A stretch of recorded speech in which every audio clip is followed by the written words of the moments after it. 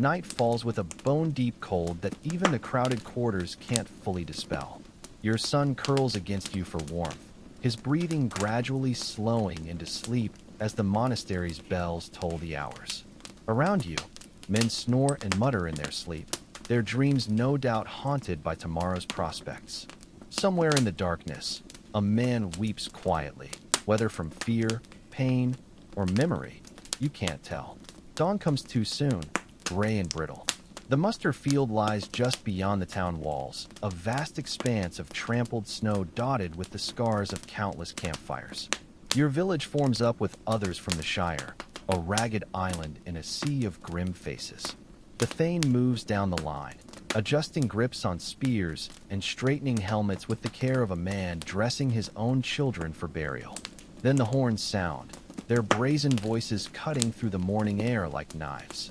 The crowd parts as the king's party approaches. First the Huskarls in their gleaming mail, then the banners, and finally the man himself.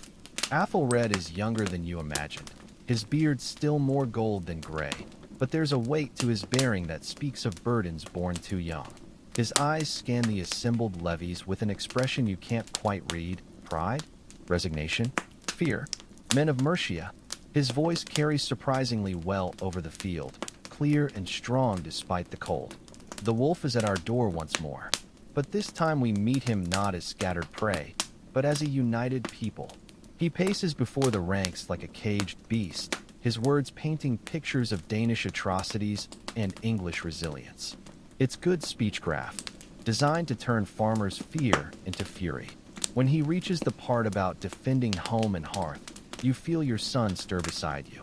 The boy's face has taken on that unsettling adult expression again, his eyes fixed on the king with terrifying intensity. You want to cover his ears to shield him from this burden, but it's too late. The words have already found their mark. The speech ends with practical arrangements. Weapons distribution for those poorly armed. Assignments to training masters. The grim news that the army marches in 3 days, snow or no snow. As the assembly breaks up, your son tugs your sleeve. "Father," he whispers, pointing to where a group of boys his age are being organized near the armory. "The Thane said I could train with them." For when? He trails off, but the unspoken words hang between you. For when the shield wall breaks, and every hand must fight. You want to refuse, to keep him close where you can protect him, but the set of his jaw tells you this battle is already lost. So you simply nod, pressing the honey cake your wife packed into his hand before sending him off. Watching his small form disappear into the crowd is harder than any wound you've taken. The next days pass in a blur of preparation. You're assigned to an archer company, your woodland skills making you more valuable with a bow than in the shield wall. The training is brutal but effective, turning hunters into soldiers through sheer repetition. At night, you check your son's progress with the other boys, his arms already thickening from hours of spear drill. On the eve of departure, the town takes on an eerie calm. Men sharpen weapons that are already keen, mend clothes that don't need mending, write letters that may never be read. You find yourself at the monastery's broken altar, staring at the defaced crucifix with unspoken prayers on your lips. Your son finds you there, his small face solemn in the candlelight. Without a word, he presses something into your hand, the cloth doll you returned to him after the skirmish, now carefully rewrapped in a strip of linen. "For the battle," he says simply. The march north begins at dawn, the army snaking along the frozen road like some great serpent. Scouts range ahead and to the flanks, their reports filtering back through the ranks. The Danes have abandoned Lichfield's outskirts, falling back toward Tamworth as expected. Their track is easy to follow. Burned farms and slaughtered livestock mark their passage like trailblazes.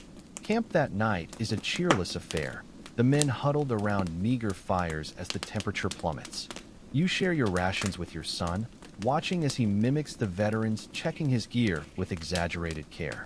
When sleep finally claims him, you sit staring into the flames, listening to the night sounds of an army at war. The coughs, the snores, the occasional muffled whimper of a man caught in nightmares. 2 days later, the scouts return at a dead run, their horses lathered with sweat despite the cold. The The Danes have turned at bay near a place called Winsfield, their shield wall drawn up across an old river crossing. They mean to fight on ground of their choosing. The king immediately calls a war council. You're not privy to their discussions, but the Thane returns with tight lips and harder eyes. "We attack at dawn," is all he says before moving among his men, offering what comfort and courage he can. That night, the army sleeps, or doesn't, with weapons close at hand. You lie awake long after your son's breathing has deepened, memorizing the feel of his small body curled against yours, the rhythm of his heartbeat, the way his hair smells of wood smoke and boy sweat. Whatever tomorrow brings, this moment is yours to keep. Dawn comes cloaked in freezing fog that swirls around the nervous army like a shroud. Men form up in their assigned positions, their breath pluming in the chill air. The Thane finds you as the archers prepare their strings. "Keep the boy close when it breaks," he murmurs, his hand heavy on your shoulder. The shield wall is no place for children. But when you turn to collect your son from the rear guard, he's gone. A quick search reveals him already with the other boys, their small faces pale but determined as their handed spears cut down to size. His eyes meet yours across the camp, equal parts apology and defiance in their depths. You imagine medieval winters as cozy scenes of crackling hearths and fur-lined comfort? Think again. In the harsh reality of Dark Age Britain, winter was a brutal season where neighbors perished from starvation while you burned precious possessions for warmth after exhausting firewood supplies. Entire villages faced decimation before spring's arrival. The average Anglo-Saxon wasn't debating meat selections for feasts, but making agonizing calculations: slaughter the family pig now or watch children starve later. Winter wasn't some romanticized season, but a 3-month death match against nature where the house always won. Before we continue, if you're a regular listener, hit like or subscribe. I'm genuinely curious about our audience. Drop your city and current time in the comments. It's surreal imagining some of you enjoying breakfast in London while I record this nighttime here in the States. Now, let's journey back to Dark Age Britain. But first, get comfortable. Seriously, adjust those pillows, wrap yourself in blankets, because where we're headed demands coziness. The cold hits first, not your modern dash from car to house chill, but a bone-deep, inescapable cold that could kill. Your eyes crack open in the pre-dawn blackness of a cramped Anglo-Saxon dwelling circa 650 AD. Your breath forms visible clouds indoors. You're lying on a raised wooden platform with a pathetic scattering of straw doing nothing to cushion the hard surface beneath. A scratchy wool blanket covers you, maybe a sheepskin if you're fortunate. The rest of your family pretends to sleep. No one wants to face this cold first. Last night's carefully tended fire has dwindled to faintly glowing embers in the central hearth. Smoke drifts through the roof hole, more lingering inside to sting your eyes than escaping. Your home's walls, wattle and daub constructions of woven sticks plastered with mud, straw, and whatever binding agents available, provide decent summer insulation but prove utterly useless against winter's assault. The howling wind outside sounds like a wounded beast, and you can actually see snow that's blown beneath the door overnight. Your body screams to stay under the inadequate covers, but survival demands movement. In Dark Age Britain, winter doesn't care about your comfort, exhaustion, or hunger. Winter has one purpose: testing whether you deserve to see spring. You force yourself upright, wincing as frigid air assaults your skin. No thermostat to crank, no electric blanket to switch on. Just you, the penetrating cold, and the knowledge that without reviving this fire soon, conditions will deteriorate rapidly. The household stirs around you. Your wife, 3 surviving children, 2 infants didn't make it, and your elderly father whose worsening cough spells trouble. Winter illness in this era wasn't some minor inconvenience, but often a death sentence. Tend the fire. Your wife mumbles, pulling the blanket tighter around herself and your youngest. At 30, she looks 50, her face prematurely lined from relentless labor and chronic malnutrition. You swing your legs over the bed's edge, bare feet meeting the frozen earthen floor. The shock of cold makes you scramble for your shoes, simple leather wraps covering feet and ankles, tied with leather thongs. They're barely better than nothing. Starting the fire isn't as simple as striking a match, which won't exist for centuries. Instead, you reach for your fire kit containing flint, steel striker, and char cloth, linen partially burned for easy ignition. Beside the hearth lies last night's prepared kindling, another daily survival ritual. Kneeling by the hearth, you shiver violently as you work. Placing char cloth on embers, you blow gently, hoping they retain enough heat to ignite. If not, you'll resort to striking flint against steel, praying sparks catch the char cloth. This skill took years to master and remains frustratingly unreliable. Today, luck favors you. After several breaths, the cloth glows brighter. You add the smallest kindling, dried moss and twigs, continuing to blow until tiny flames appear. This first victory of the day is absolutely crucial. Gradually, you build the fire, larger kindling, then small sticks, methodically constructing your lifeline. This isn't just about warmth. Without fire, you can't cook food, boil water, dry clothes.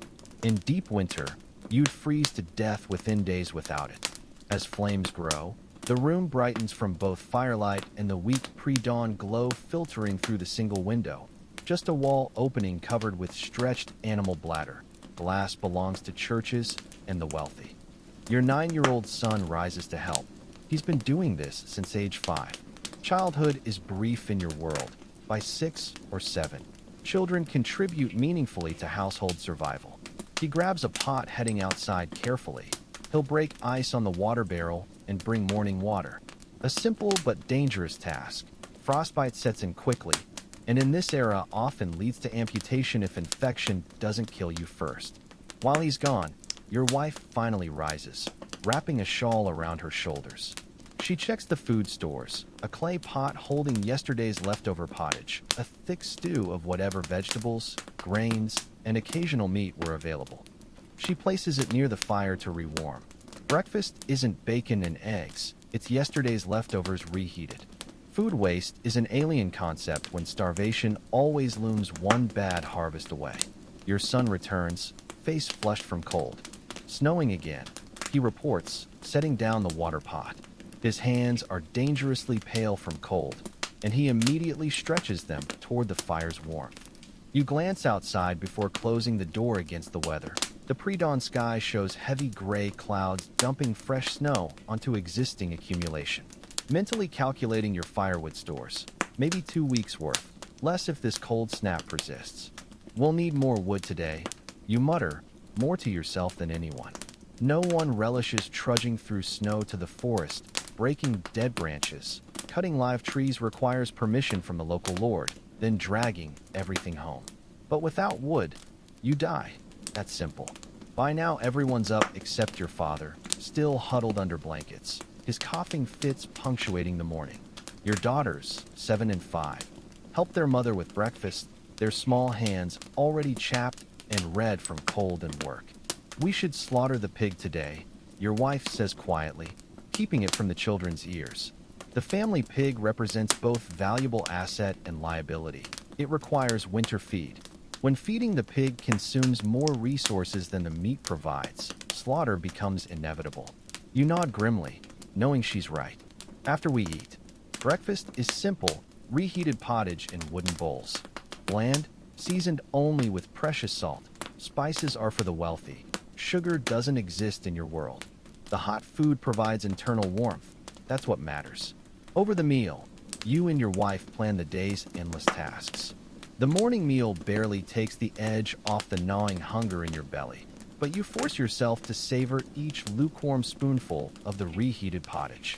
As you eat, your wife outlines the brutal arithmetic of winter survival.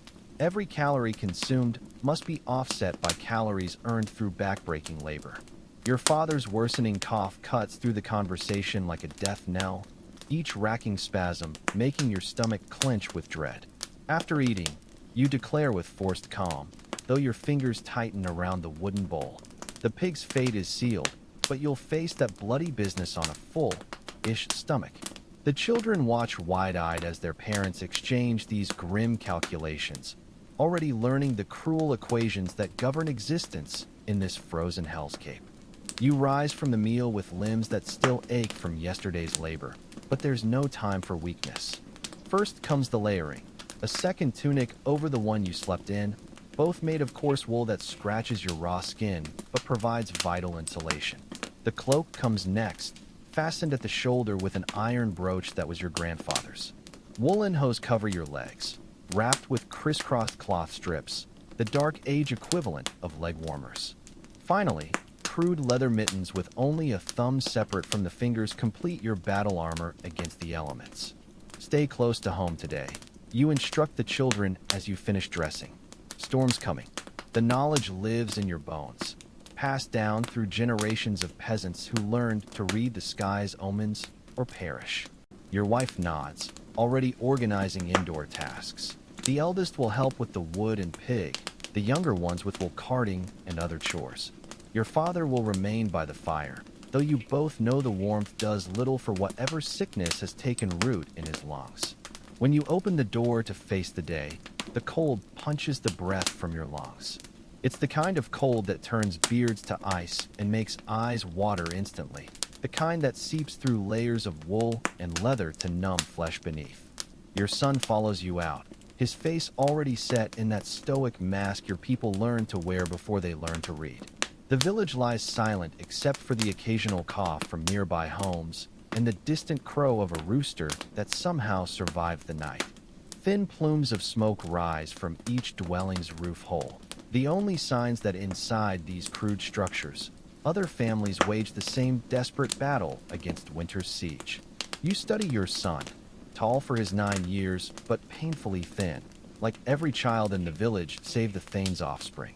Wood first. You tell him, your words forming white puffs in the frigid air. Then the pig.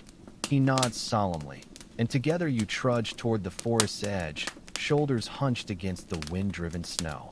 You're barely an hour into the day and already exhausted, but this is winter in Dark Age Britain, an endless grind of survival where weakness means death. The forest swallows you in its skeletal embrace, the snow-laden branches creaking overhead like old bones. You've always hated poets comparing snow to blankets. Blankets are supposed to warm, not kill. Your son works beside you in silence, his small hands snapping dead branches from lower limbs while you tackle the higher ones. Why can't we just cut down a whole tree? He asks suddenly, breaking the quiet. Wouldn't that be easier?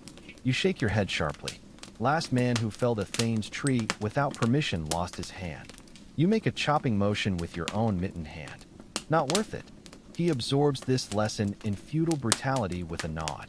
In your world, the local lord owns every stick and stone, granting only limited rights to gather deadfall. The complex web of permissions and prohibitions means starvation often looms just beyond reach of plentiful resources. You pile broken branches onto a length of rough cloth, tying the corners into a bundle that can be dragged home. Your son mimics you with a smaller cloth. As you work, your breath crystallizes in your beard, the cold gnawing through your layers to turn toes numb despite the rags wrapped beneath your leather shoes. That's enough, you announce finally, eyeing the darkening sky. Storm's coming faster than I thought. You heft your bundle with a wince. The weight would challenge a grown man, let alone a half-starved peasant. Your son struggles with his smaller load, still heavy for his slight frame. Together you begin the arduous trek home, leaving messy trails through fresh snow. Father, your son says after a while, his voice small against the vast winter silence. Will we have enough food to last? The question hangs between you, the same calculation that haunts every waking moment. You consider lying, but in your world, comforting falsehoods get children killed. We'll make it, you say with more confidence than you feel. The pig will help, and Woden willing. The Thane might share from his stores if things get bad. You omit the unspoken truth. The Thane only distributes food when people start dying, and even then capriciously. Last winter 3 families starved because he deemed their harvest labor insufficient. When the village comes back into view, your eldest daughter runs to meet you. Grandfather's worse, she gasps, her face tight with worry. Mother sent me to fetch you. You quicken your pace, ignoring the burning in your shoulders from the heavy wood bundle. Inside the house, the heat hits first, Your wife has built the fire dangerously high in her concern. Then you see your father. He lies curled by the hearth, racked by wet, rattling coughs that speak of lungs filling with fluid. Your wife kneels beside him, pressing an herb-soaked cloth to his forehead. "Feverfew and willow bark," she says, seeing your questioning look. "All we have." You nod, dropping the wood by the door. Herbs are your only medicine. Sometimes they help, often they don't. Your wife has some skill in healing, knowledge passed from her mother and grandmother. It saved your youngest daughter's fever 2 summers past. But winter illnesses are different. Bodies already weakened by cold and hunger have no reserves to fight. "The pig," your wife murmurs. "We need to do it now while there's still light. We'll need the strength from the meat." Your father coughs violently, then manages, "Go. Don't waste daylight on me." You squeeze his bony shoulder. He's noticeably thinner than last month, and turn to your son. "Let's go." To your wife, "Keep him warm. We'll be quick." Outside, the snow falls heavier, already covering your earlier tracks. You and your son head to the lean-to where the family pig lives with 2 goats and a few chickens. The smell hits first, a pungent mix of animal waste, hay, and the musky scent of the creatures themselves. It's noticeably warmer here, the animal's body heat creating a pocket of relative comfort. The pig, a bristly, patchy creature weighing maybe 120 pounds, grunts at your approach. In your world, this represents significant wealth and future food security. You've fattened it since spring on scraps, foraged acorns, and whatever else it could scavenge. "Turn away if you want," you tell your son. Some children find the slaughter upsetting. He shakes his head. "I'll help." You respect his choice. This is part of growing up in your world, understanding where food comes from, participating in every aspect of survival. You take the rope from the wall, fashioning a quick snare. The pig, accustomed to human contact, barely resists as you loop it around its snout. Then, with practiced movements, you pull its head back, exposing the throat. Your son holds the body steady. "Thank you for your life," you murmur, a hybrid Christian-pagan acknowledgement that's not quite a prayer. Then your knife flashes across the throat in one deep, swift cut. The pig's blood pulses out in steaming gushes, darkening the straw beneath its thrashing body. You position a wooden bucket to catch as much as possible. Every drop is precious. Blood pudding, mixed with oats and herbs, will stretch your meager winter stores. The animal's struggles weaken quickly, its eyes glazing over as life drains away into the bucket. "Now the hard part," you mutter, wiping your knife on a rag. Butchering is neither quick nor clean, especially in the cold. Every scrap must be preserved before frost or rot can claim it. You heft the carcass, hanging it from a beam in the lean-to while your son steadies the rope. The gutting comes first, carefully slicing open the belly to remove intestines without rupturing them. These will be cleaned and used as sausage casings. The stomach and bladder become storage vessels. The heart, liver, and other organs will be eaten first. They spoil fastest. Your hands ache from the cold, turning clumsy as you work methodically through the butchering. Your son follows instructions, holding things steady, separating fat from muscle, meat from bone. This isn't his first slaughter, but it's the first time he's old enough to be truly useful. "Good work," you tell him as you quarter the carcass. Your fingers are stiff, but the cuts are precise. Years of practice make every motion count. "Will we smoke most of it?" he asks. You nod. "Smoke what we can, salt what we can't." Salt is a luxury, traded from coastal villages where seawater is evaporated in shallow pans. You've hoarded yours for this very purpose. As you work, the door creaks open and your wife steps in, wrapped in her shawl. "How is he?" you ask without looking up from the bloody task. "Sleeping," she says. "The fever's rising." She doesn't need to elaborate. You all know what that means. She surveys the butchered pig. "I'll get the salt and smoking herbs ready." With that, she disappears back into the house. You and your son continue the work, moving faster now as daylight fades and the snowfall thickens. The cold gnaws deeper, stiffening your fingers despite the physical labor. By the time the meat is fully portioned, your back screams from hours of bending, and your hands are numb. Your son looks exhausted, his face smeared with blood despite his efforts to stay clean. Let's get this inside, you say, loading a wooden tray with the most perishable parts, organs, some blood, choice cuts. Your son carries another tray with fat and smaller pieces. The rest you cover with cloth to process tomorrow. Inside, the house is transformed. A large pot simmers over the fire, filled with water and wild herbs for brining. Smaller pots hold rendered fat for different uses. The children have been put to work, sorting herbs, preparing salt mixtures under their mother's watchful eye. Your father still lies by the hearth, his breathing labored even in sleep. You try not to dwell on his pallor or the way his chest struggles to rise and fall. Put everything here, your wife directs, pointing to a clean cloth near her workspace. The liver, heart, and kidneys will cook tonight. The blood needs mixing with oats before it clots. You set down your trays, then wash your hands in a bucket of melted snow. The water turns pink as your son does the same. How much salt do we have, you ask? She gestures to a small clay pot. Enough for the most important cuts. The rest will have to be smoked heavily. She pauses, studying the meat. It's a good pig. It'll help.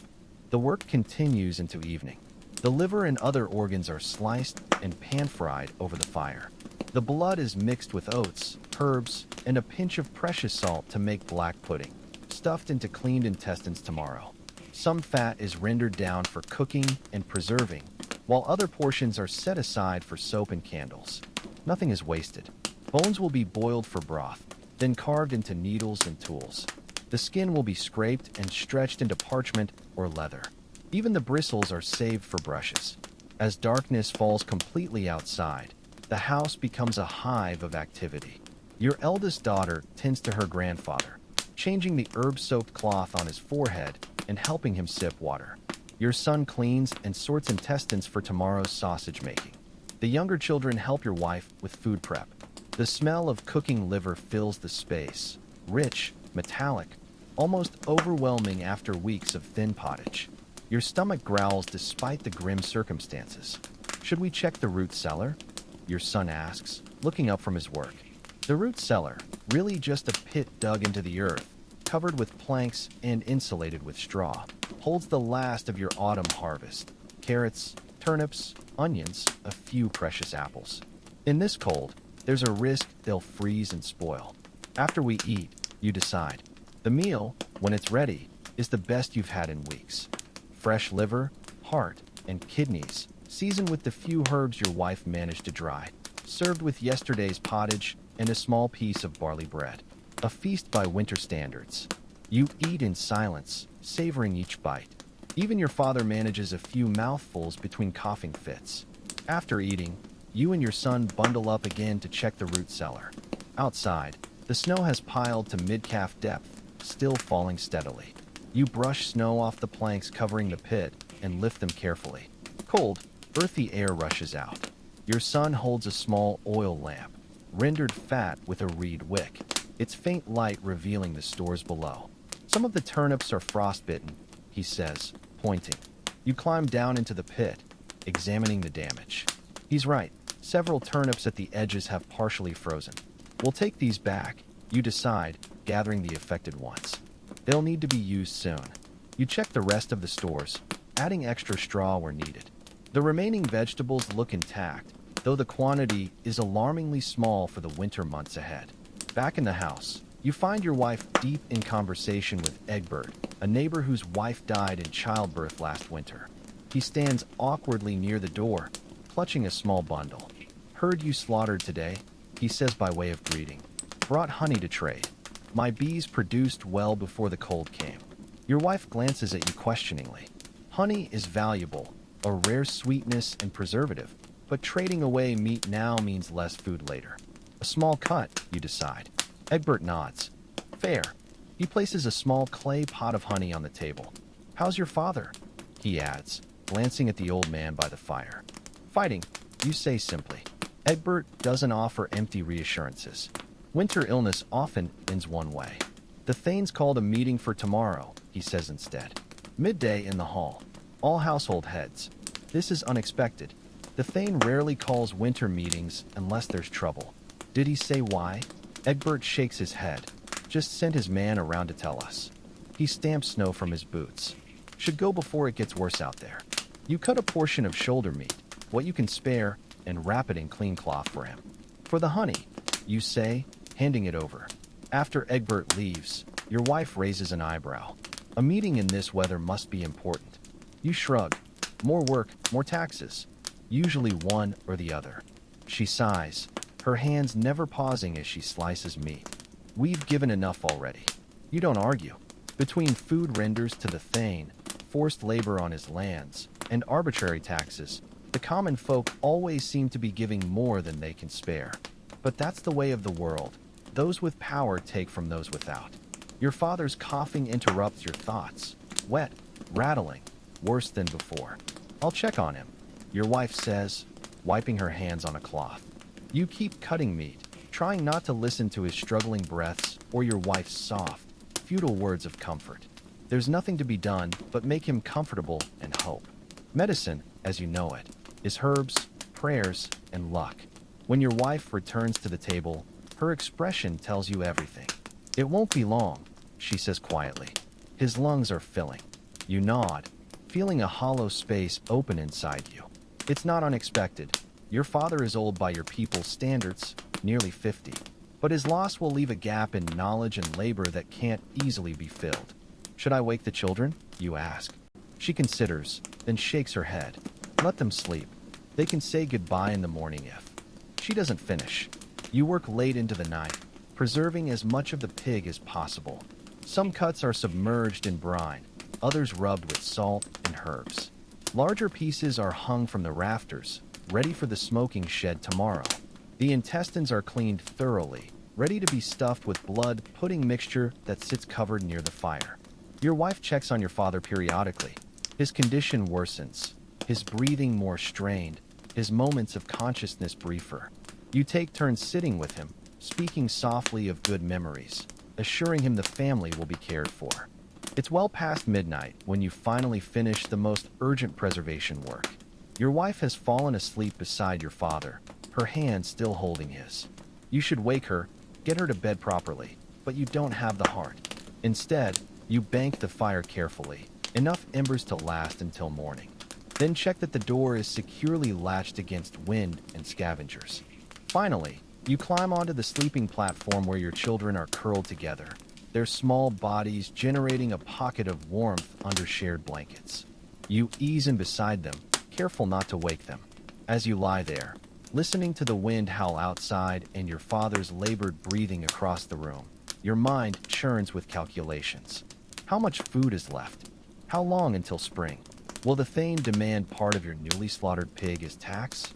Will your father's illness spread to the children? It's the same worry that gnaws at every parent, every provider in every home across the village on this winter night. The constant, unspoken fear that despite all your hard work, all your careful planning, it might not be enough. But for now, at least, your family is fed. The fire still burns. The storm rages outside, but you are sheltered from its fury. And sometimes, in Dark Age Britain, that's victory enough to survive one more day, to hold death at bay just a little longer. Tomorrow brings your father's burial, work on village defenses, and the endless battle against winter itself. And somewhere beyond the horizon, Danish ships may be approaching, carrying men with steel and hunger for land. But that's tomorrow. For now, you close your eyes, letting exhaustion pull you towards sleep. As consciousness fades, your last thought is of the pig, the security its meat represents, the weeks of survival it has bought your family. In your world, that's something close to wealth, something close to peace. Dawn breaks with cruel clarity, the pale winter sun glinting off fresh snow like shards of broken glass. You wake to your son's small hand shaking your shoulder.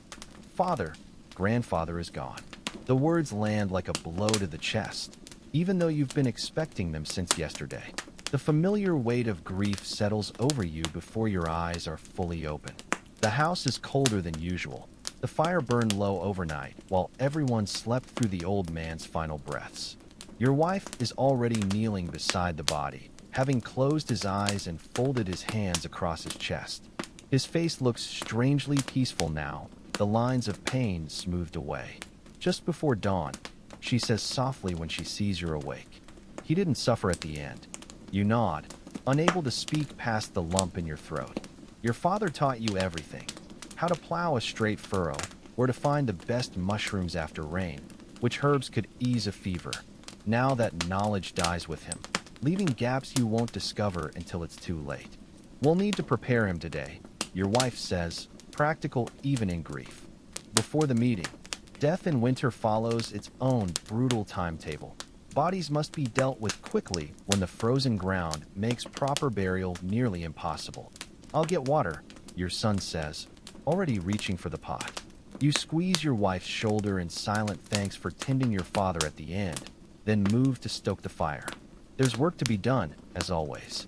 In your world, grief is a luxury measured in stolen moments between survival tasks. Breakfast is hurried. Thin gruel again, with a small piece of bread for each person. You all dress in your cleanest clothes, still patched and worn, but the best you have. The walk to the small wooden church is quiet, neighbors joining your family along the way without speaking. Words of comfort are scarce in a village where winter death is as expected as spring planting. Father Ethelbert waits at the churchyard, his breath steaming in the cold air.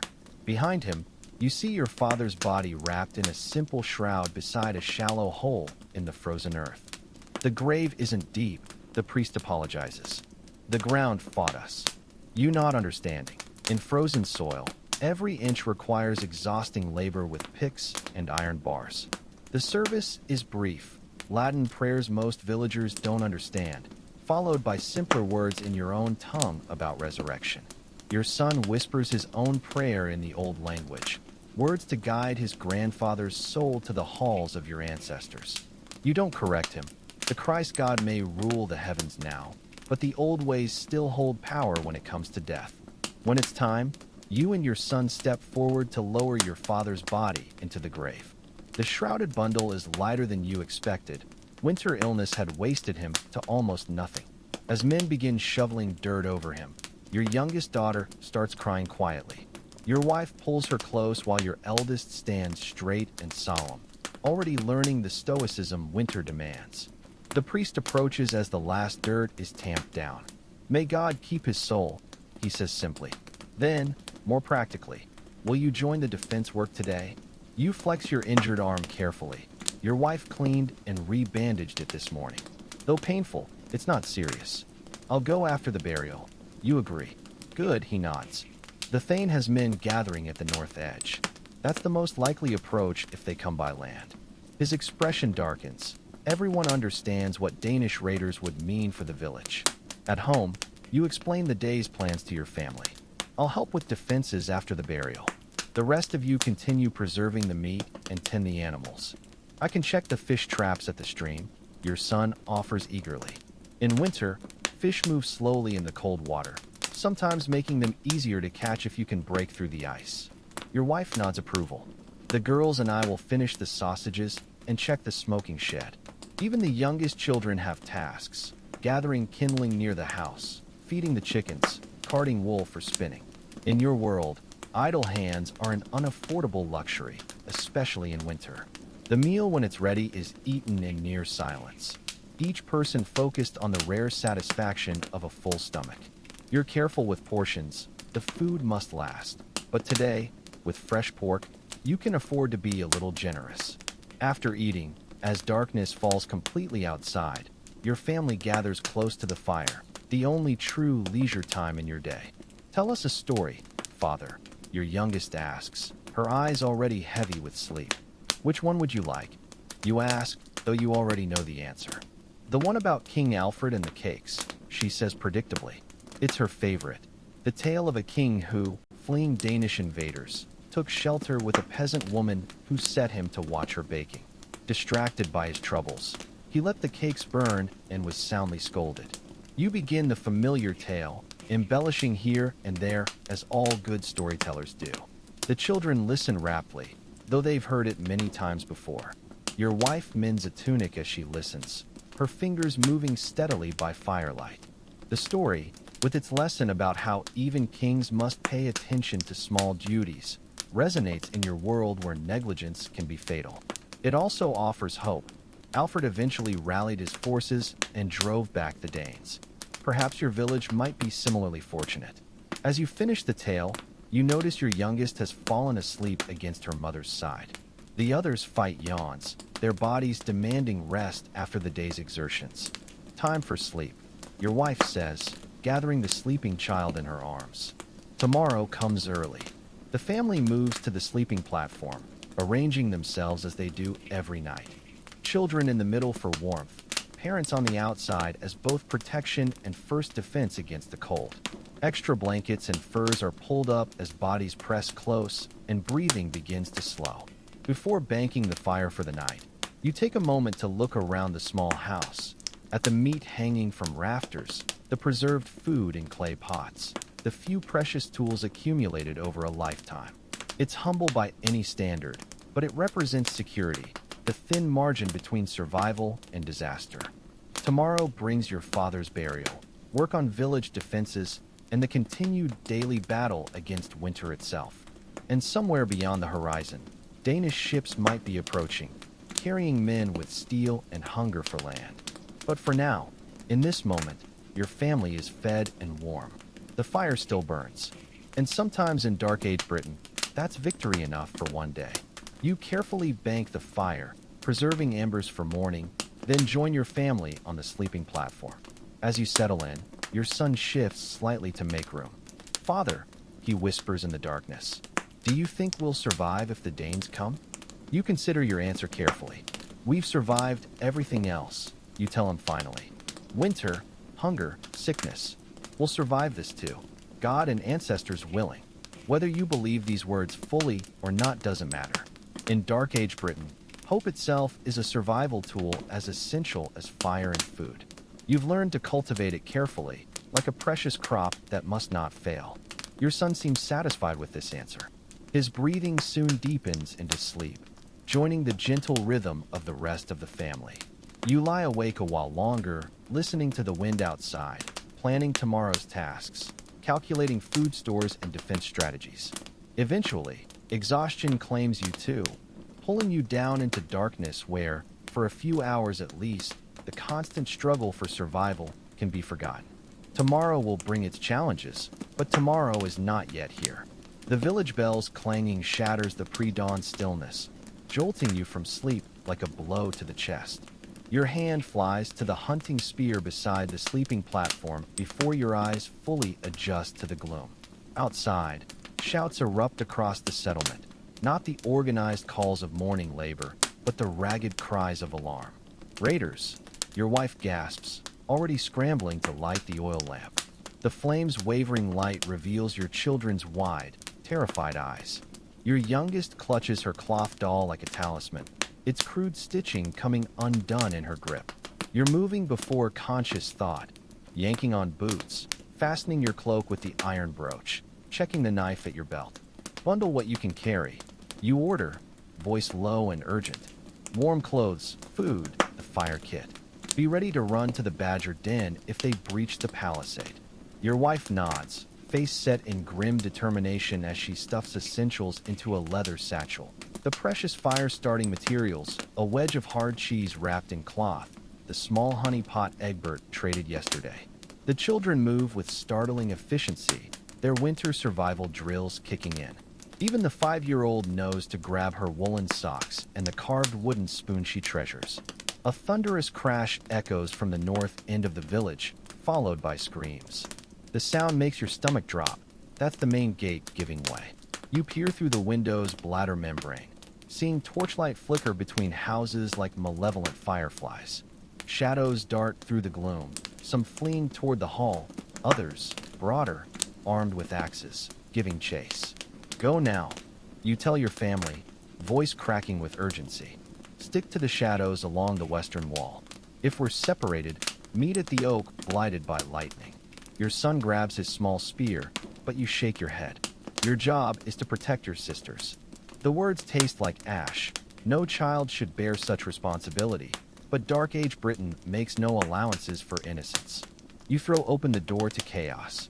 The night air reeks of smoke and something metallic, blood. Figures sprint past your threshold, some villagers you recognize, other strangers with braided beards and round shields. A thrown torch arcs through the darkness, embedding itself in the thatch of Wulfric's house with a whoosh of flame. Your family slips out behind you, keeping low along the wattle fences. You're 10 paces from the house when a shape looms from the smoke, a Dane twice your breadth, his mail shirt glinting dully in the firelight. He spots your fleeing children and grins, hefting a notched axe. What happens next unfolds in fragments. Your hunting spear thrust upward, catching the raider under the ribs. His bellow of pain, the slick give of flesh as you twist the weapon free. The way his knees hit the frozen earth like felled timber. You don't wait to see if he rises, already herding your family toward the palisade's shadowed section. The western wall is breached near the sheep pen, the sharpened stakes splintered inward.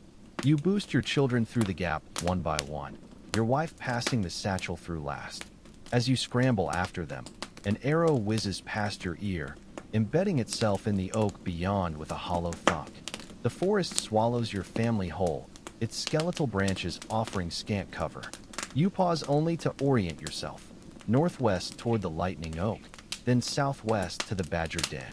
Your youngest is sobbing openly now, her breath coming in ragged hitches. You scoop her up without breaking stride, her slight weight barely slowing your desperate flight. 3 furlongs into the wood, your wife tugs your sleeve. Listen, the sounds of pursuit have faded, replaced by an ominous crackling, the village burning. The glow through the trees paints your children's faces in hellish orange. Your son meets your eyes, and in that moment, he looks decades older. Grandfather's grave, he whispers. You shake your head sharply. The living matter now. The dead will keep. Dawn finds your family huddled in the enlarged badger den, its earthen walls frosted with ice crystals. You've dared a small fire in the deepest chamber, its smoke carefully funneled through a crevice in the rocks above. The children sleep fitfully under piled cloaks, exhausted from the night's terror. Your wife presses a cup of pine needle tea into your hands, the best you can manage with stolen moments to forage. The Thane's hall still stands, she murmurs. I saw the roof as we fled. You nod, throat tight. The hall's stone foundation would resist fire better than wattle and daub cottages. Perhaps others survive there. Perhaps help will come from the king's garrison at Tamworth. The maybes circle like vultures as you stare into the feeble flames. Mid-morning brings the first proof you're not alone in the woods. Distant shouts echoing through the bare branches. You motion your family to silence, hand on your knife. The voices resolve into familiar accents, villagers calling names, searching for survivors. Here, your wife cries before you can stop her, scrambling from the den with reckless hope. It's Leofric the miller's son who finds you, his face blackened with soot and his left arm hanging at an unnatural angle. Thank Christ, he gasps. The Thane's gathering survivors at the old hill fort. The Danes took what they could carry and left at dawn. The walk to the hill fort takes what feels like ages, your group growing as more survivors emerge from hiding places. Hollow trees, drainage ditches, even a half-submerged boat dragged ashore and overturned. By the time the crumbling earthworks come into view, your band numbers 37 souls, mostly women and children. The sight of the Thane's banner, a faded red boar on yellow linen, flying from the central post makes your knees weak with relief. The Thane himself stands atop the fort's earthen berm, his mail shirt dull with ash but his voice steady as he organizes the survivors. They took 12, he's saying to Father Ethelbert as you approach. Mostly young women and the blacksmith's apprentice. Burned maybe half the houses. Your wife's grip on your arm tightens painfully. 12 lives stolen into slavery. A fate some might argue is worse than the charred bodies being carried from the village on makeshift biers. You scan the crowd desperately until spotting your eldest daughter helping tend the wounded, her face smudged but unharmed. The breath leaves your lungs in a rush. The Thane notices your arrival and strides over. You fought at the north gate, he says without preamble. It's not a question. He must have seen you during the chaos. We'll need every able arm to rebuild. You nod, already calculating. The hill fort has a freshwater spring and rudimentary shelters from last summer's musters. It will do until the village is made habitable again. My family, take that lean-to near the west wall. The Thane says, gesturing, "Your boy can help gather firewood." The women are organizing food from what was salvaged. It's not until you're settling your exhausted children into the lean-to that you allow yourself to truly look at what remains of your home. In the daylight, the damage is staggering. Fully a third of the houses reduced to smoldering skeletons, their wattle and daub walls collapsed inward. The smoking ruins of your own cottage stand eerily intact except for the thatch roof, which burned completely away. The hanging meat you worked so hard to preserve is surely ash now. Your son appears at your elbow, his small face set in that terrible adult expression again. "I checked the root cellar," he says quietly. "The turnips are still good." And he holds out his closed hand, then opens it to reveal your iron cooking pot, blackened but whole. It was buried in the snowbank behind the house. You pull him into a crushing embrace, the iron pot pressed between you. It's a small victory, but in Dark Age Britain, you learn to cherish every one. The pot means you can boil water, cook meals, maybe even trade for a chicken once the shock wears off. As afternoon wanes, the survivors build up the central fire and begin the grim work of accounting losses. Leofric's mother sings a lament for the taken and the dead, her voice cracking on the high notes. The Thane moves among the people, assigning tasks for tomorrow, some to gather materials for temporary shelters, others to hunt for game, a few strong men to begin the village's defensive repairs. You're assigned to a burial detail, digging graves in the frozen earth for those who didn't survive the night. It's back-breaking labor with pickaxes and wooden shovels, but no one complains. The dead must be honored, even as the living shiver in borrowed cloaks. When the short winter day ends, your family huddles together in the lean-to, passing around a shared bowl of barley gruel fortified with the salvaged turnips. It's meager fare, but no one speaks of hunger. Outside, the hill fort's watchfires burn bright against the coming dark, their flames reflected in 100 watchful eyes. Your youngest sleeps curled against your chest, her breath warm through your tunic. The others arrange themselves around you like spokes on a wheel, sharing body heat beneath every available blanket. Tomorrow will bring more labor, more grief, more uncertainty. But for now, in this fragile circle of warmth and survival, you allow yourself to believe the Thane's promise. The Danes are gone, and you're still here. The hill fort's watchfires burn low as the deepest part of night settles over the displaced villagers. You lie motionless beneath a borrowed wool blanket, your youngest daughter's head heavy on your chest, listening to the rhythmic breathing of your family. Around you in the darkness, other survivors shift and murmur in uneasy sleep. A chorus of whimpers, coughs, and the occasional nightmare-fueled cry piercing the stillness.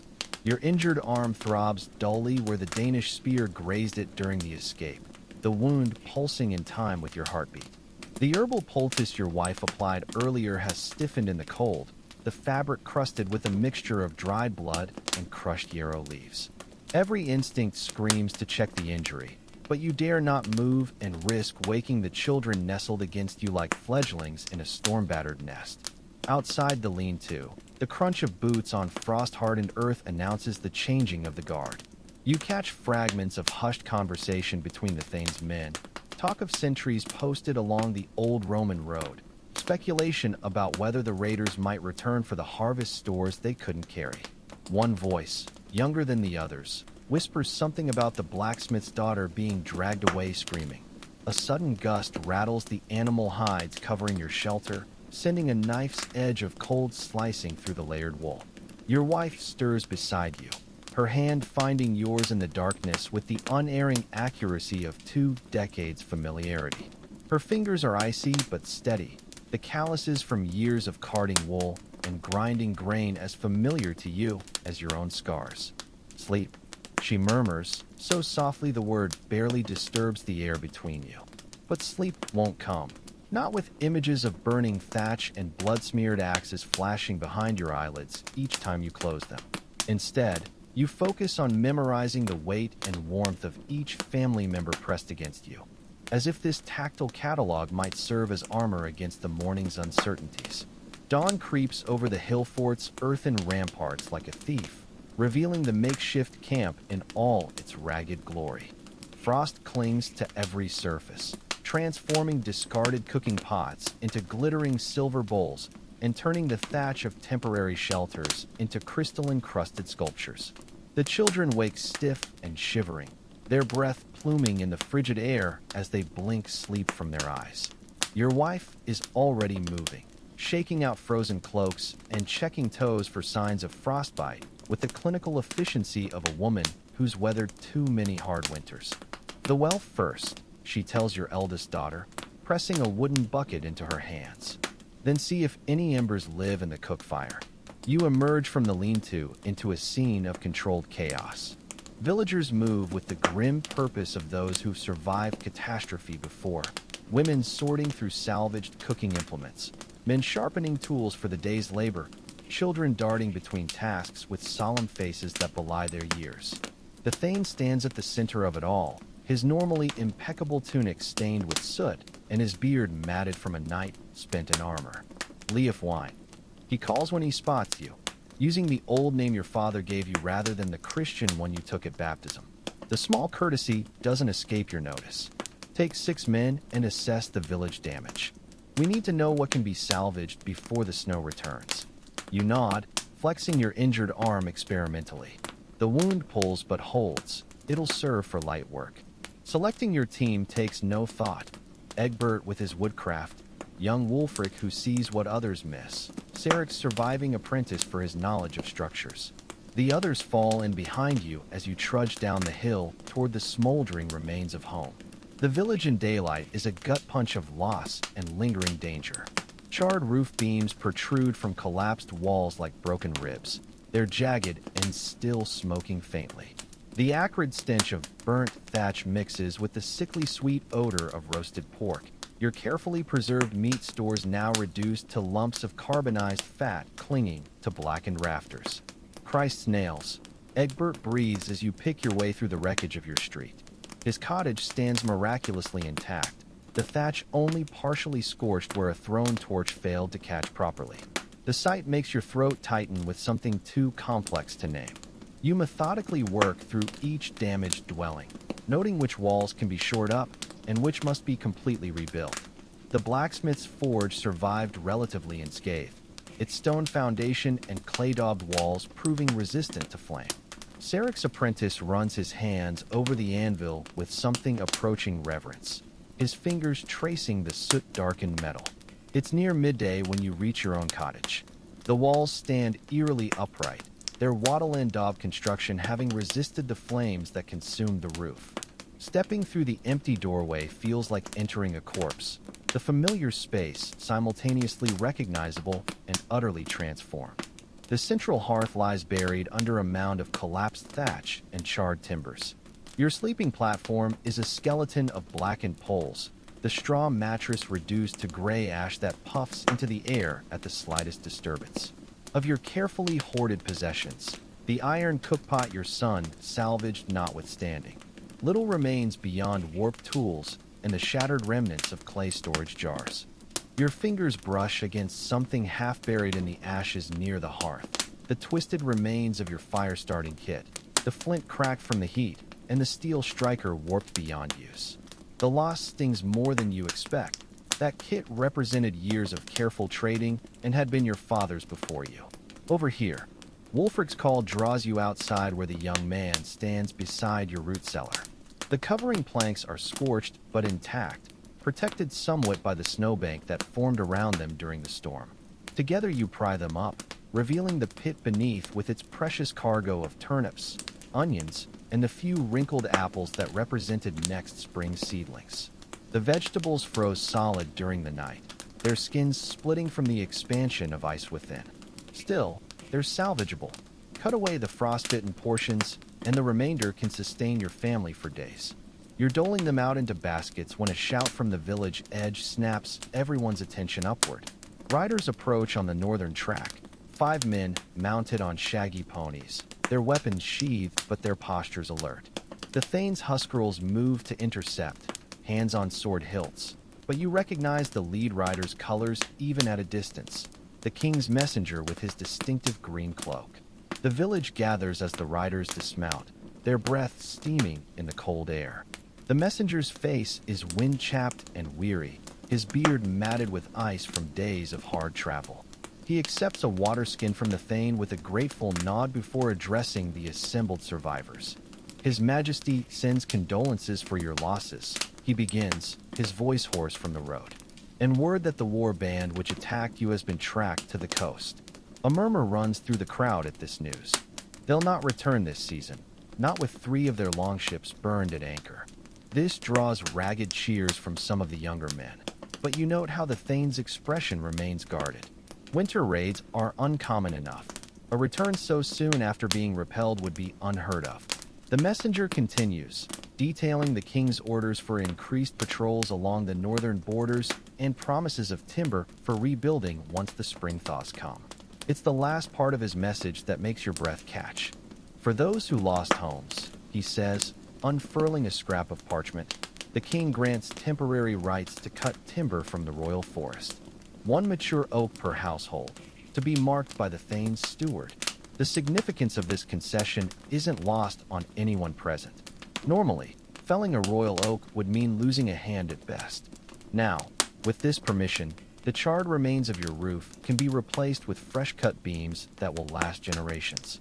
It's a gift beyond price in your world. The messenger departs as swiftly as he came, his ponies kicking up clods of frozen earth as they wheel back toward the north road. The Thane immediately sets about organizing work parties, some to begin the laborious process of selecting and marking trees, others to continue salvaging what they can from the village. You're assigned to help clear the collapsed roofs from salvageable homes, the work backbreaking but necessary.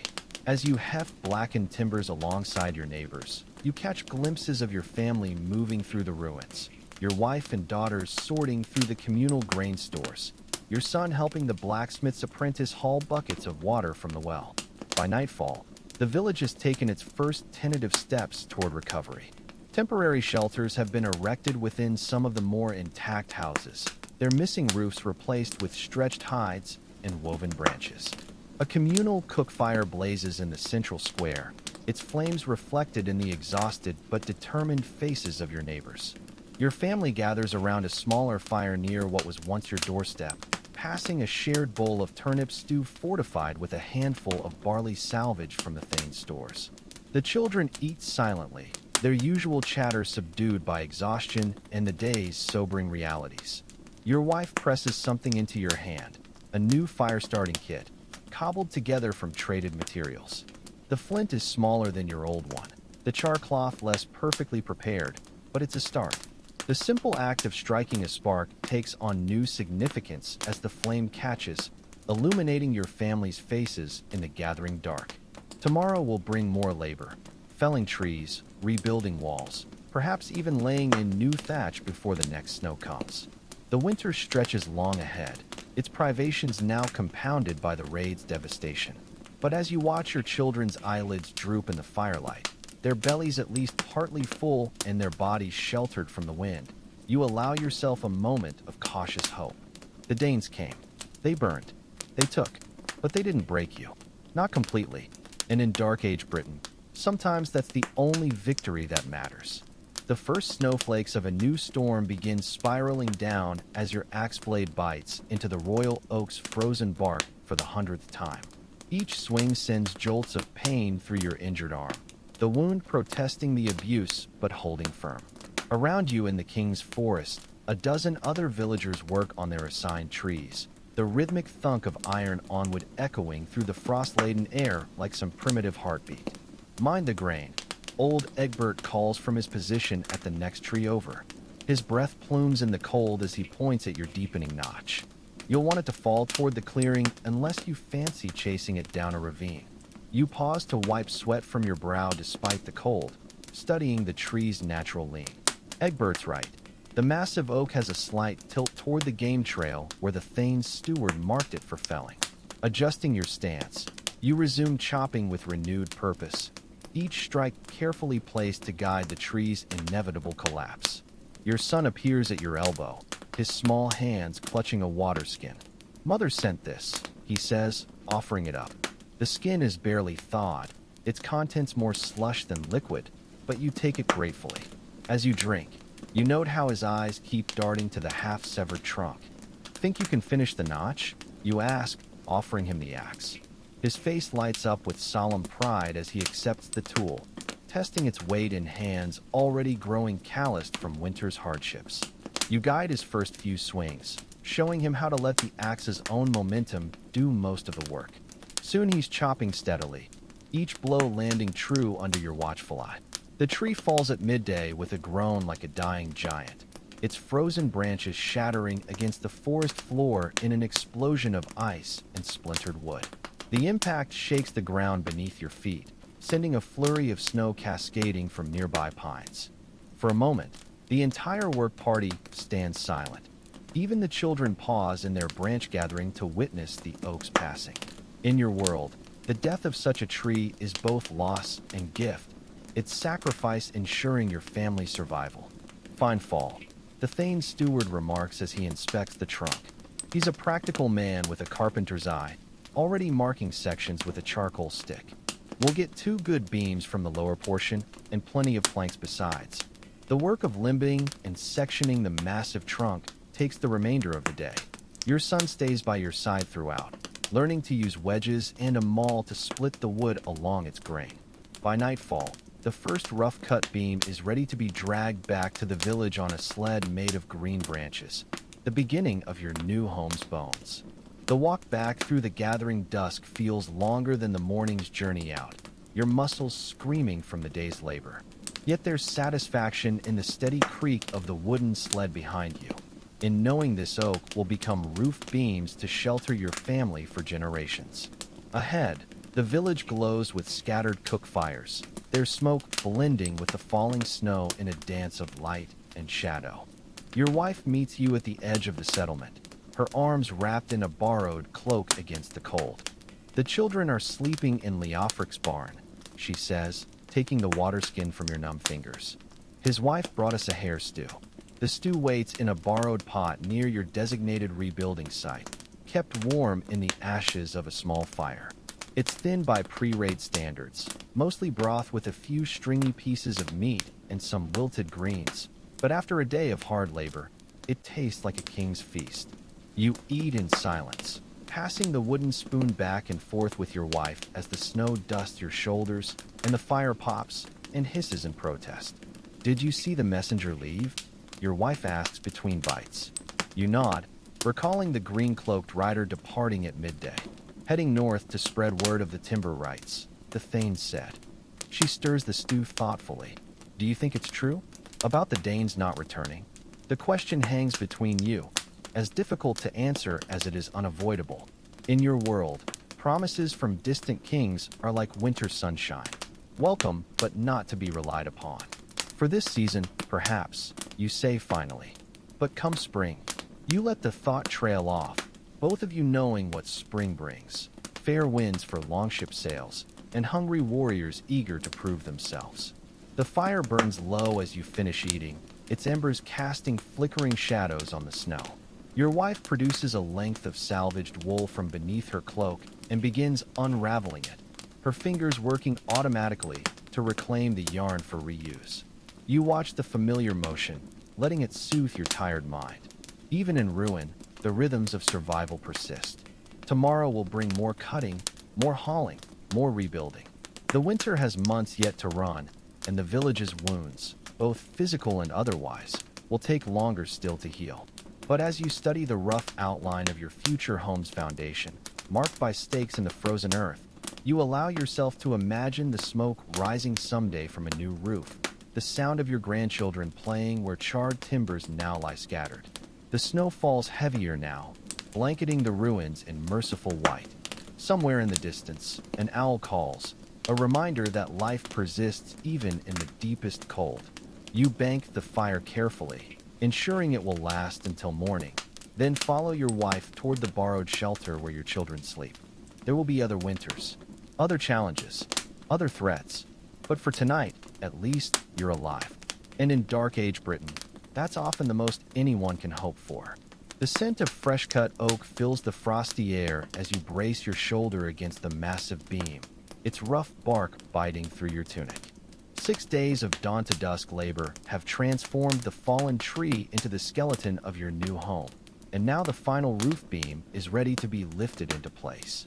Around you, a dozen villagers stand ready with ropes and forked poles, their breath pluming in the morning chill.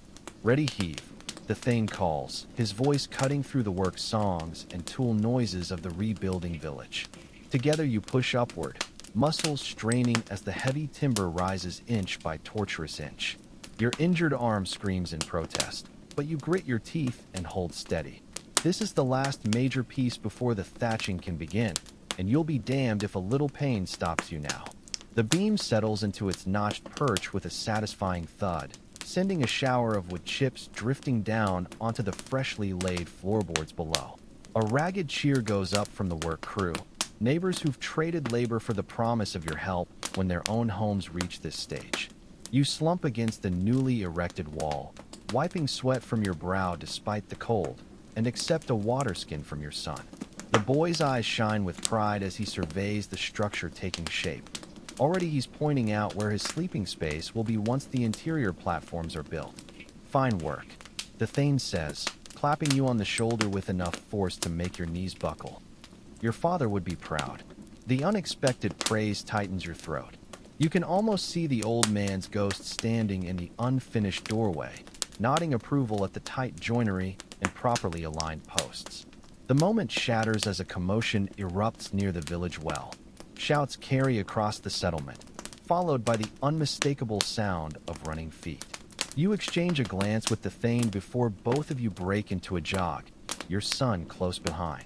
At the center of the gathered crowd stands a figure so caked in mud and snow he's nearly unrecognizable, until he turns and you spot the distinctive scar running through his left eyebrow. It's Wistan, the young potter who was taken during the raid. His hands shake violently where they clutch a wooden bowl of broth someone pressed upon him, the liquid sloshing over the edges as his whole body trembles. Escaped, he's gasping between gulps of the hot liquid. 3 nights passed, followed the river south. His voice cracks as he describes being marched north with the other captives, of the Danes' winter camp in a half-frozen marsh, of the moment he slipped his bonds during a guard change. The Thane listens intently, his expression growing grimmer with each detail. When Wistan mentions seeing the blacksmith's daughter among the captives, a collective murmur runs through the crowd. The girl's mother lets out a sound halfway between a sob and a scream before being led away by neighbors. They mean to stay, Wistan concludes, his voice dropping to a whisper. Saw them building, not just repairing ships, but raising halls. The implication hangs heavy in the air. These aren't ordinary raiders coming to plunder and leave, but settlers intending to claim the land for their own. The Thane dismisses the crowd with sharp orders to double the watch and keep this news to themselves for now. As people disperse, you catch snatches of fearful conversation, some arguing for immediate retaliation, others whispering about abandoning the village entirely before spring brings more attacks. Your son tugs your sleeve as you turn back toward the half-built house. "Will they come for us again?" he asks, his voice carefully controlled, but his eyes betraying the fear beneath. You pause, weighing the value of reassurance against the danger of false comfort. "Not this winter," you say finally, watching your breath fog in the cold air. "The marshes will freeze solid soon, trapping them as surely as any cage." It's not quite an answer, but it's enough for now. The rest of the day passes in a strange limbo. Hands continue the work of rebuilding, but minds remain fixed on Wistan's news. Your wife and daughters return from gathering reeds for thatch with rumors they heard at the stream. Talk of armed parties being sent to neighboring villages, of messengers riding for the king's hall at Tamworth. By nightfall, the Thane has organized a council of household heads in his partially rebuilt hall. You enter to find the space already thick with smoke and tension, men crowded shoulder to shoulder around the central hearth. The Thane stands on a section of newly laid floorboards, his face illuminated from below by the fire's glow, making the scars from the raid seem deeper than usual. "We've sent word to the king," he begins without preamble. But the roads are slow this time of year, and the response slower still. Murmurs of agreement ripple through the gathering. Everyone knows how winter isolates even the most powerful lords. The Thane outlines his plan. Finish rebuilding the strongest homes first, then fortify the palisade with the lessons learned from the last attack. Ditches will be dug deeper, watchtowers erected at each compass point, every able-bodied villager trained with spear and shield. When the talk turns to rationing what remains of the winter stores, you feel Egbert stiffen beside you. "We've barely enough to last as it is," the old man protests. "If we set aside more for fighting men, the children will starve for certain if the Danes return to finish what they started." The Thane interrupts, his voice like iron. The harsh truth silences further objections. Better hungry than dead, or worse, enslaved. The meeting breaks up with assignments given and arguments left unresolved. You emerge into the crisp night air to find your wife waiting with your son, both wrapped in cloaks against the cold. The question in their eyes needs no words.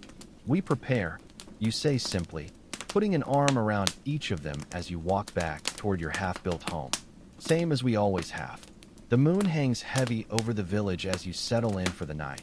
Your family huddled together in the temporary shelter adjacent to the new house's foundation. Sleep comes fitfully when it comes at all. Every snap of frost or call of a night bird sounds like approaching danger. Sometime near midnight, you rise quietly to check the perimeter, your knife a comforting weight in your hand. The village seems peaceful under its blanket of snow, the only movement the occasional sentry making his rounds. At the eastern edge of the palisade, you find the Thane himself standing watch, his eyes fixed on the northern horizon where Wistan said the Danes were encamped. "Couldn't sleep either?" he asks without turning. You shake your head, joining him at the rough timber wall. Together you stare into the darkness, two men bound by shared responsibility and unspoken fears. The silence stretches until the Thane finally sighs. "Your boy did well today with the beam," he says unexpectedly. "Got his grandfather's way with wood."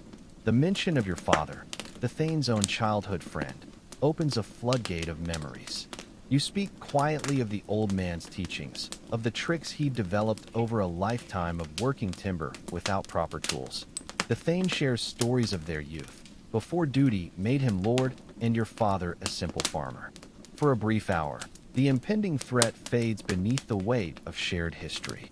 When you finally return to your family's shelter, the first hints of dawn are lightening the eastern sky.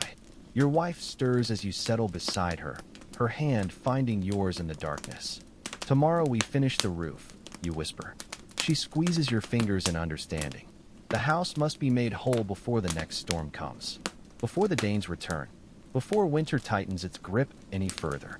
Outside, the wind picks up, howling through the gaps in the unfinished walls like a living thing testing your defenses. You close your eyes and listen to the steady breathing of your children, using it as an anchor against the tempest both outside and within.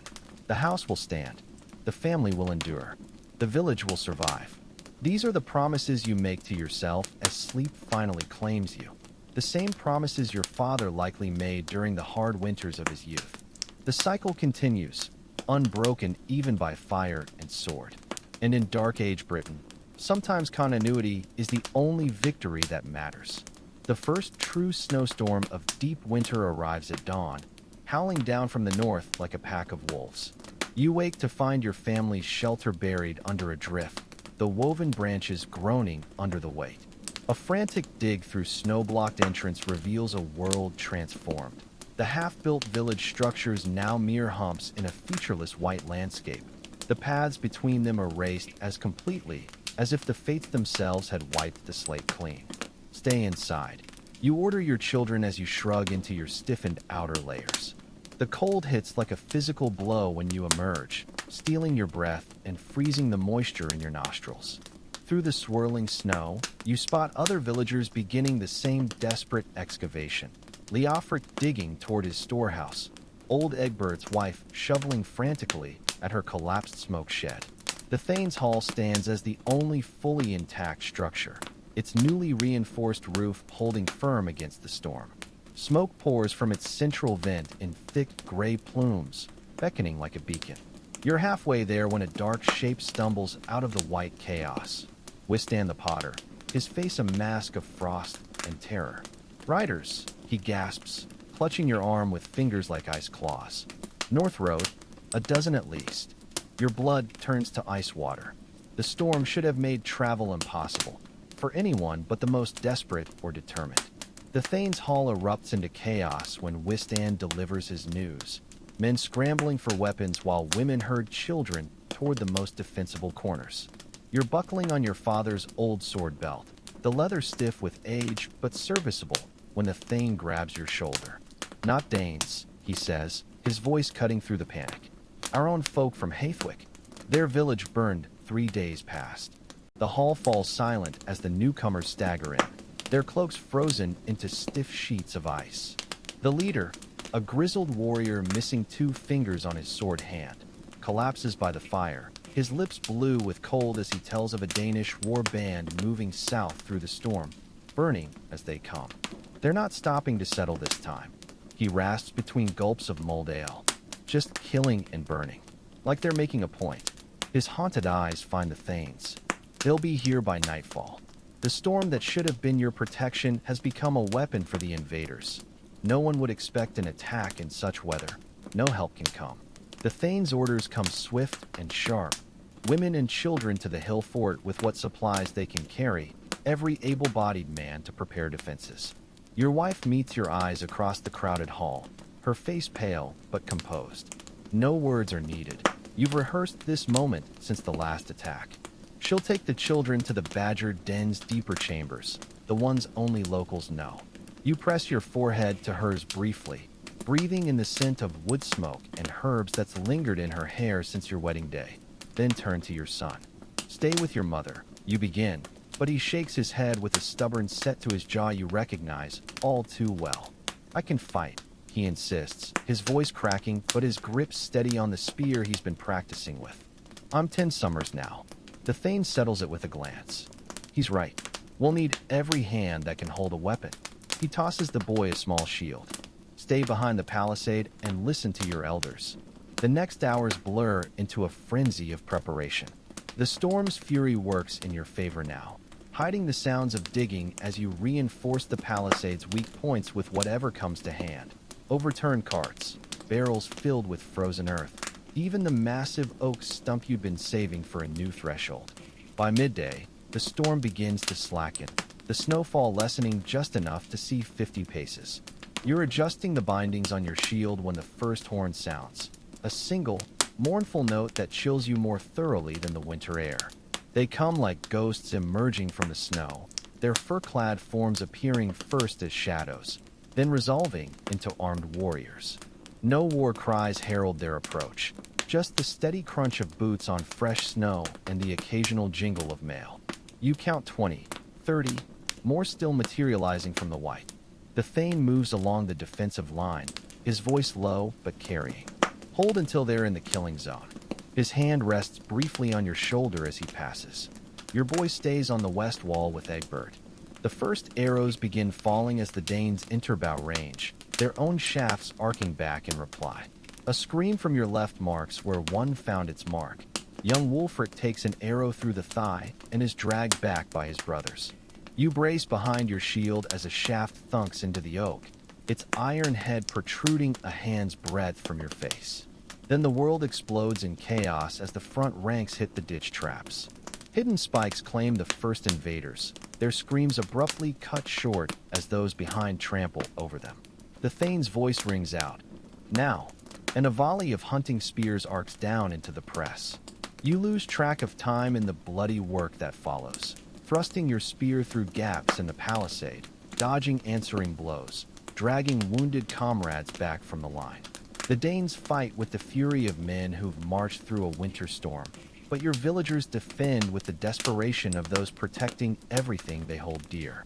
At the west wall, you catch a glimpse of your son holding his small shield high as Egbert shows him how to jab a spear through the defensive gaps.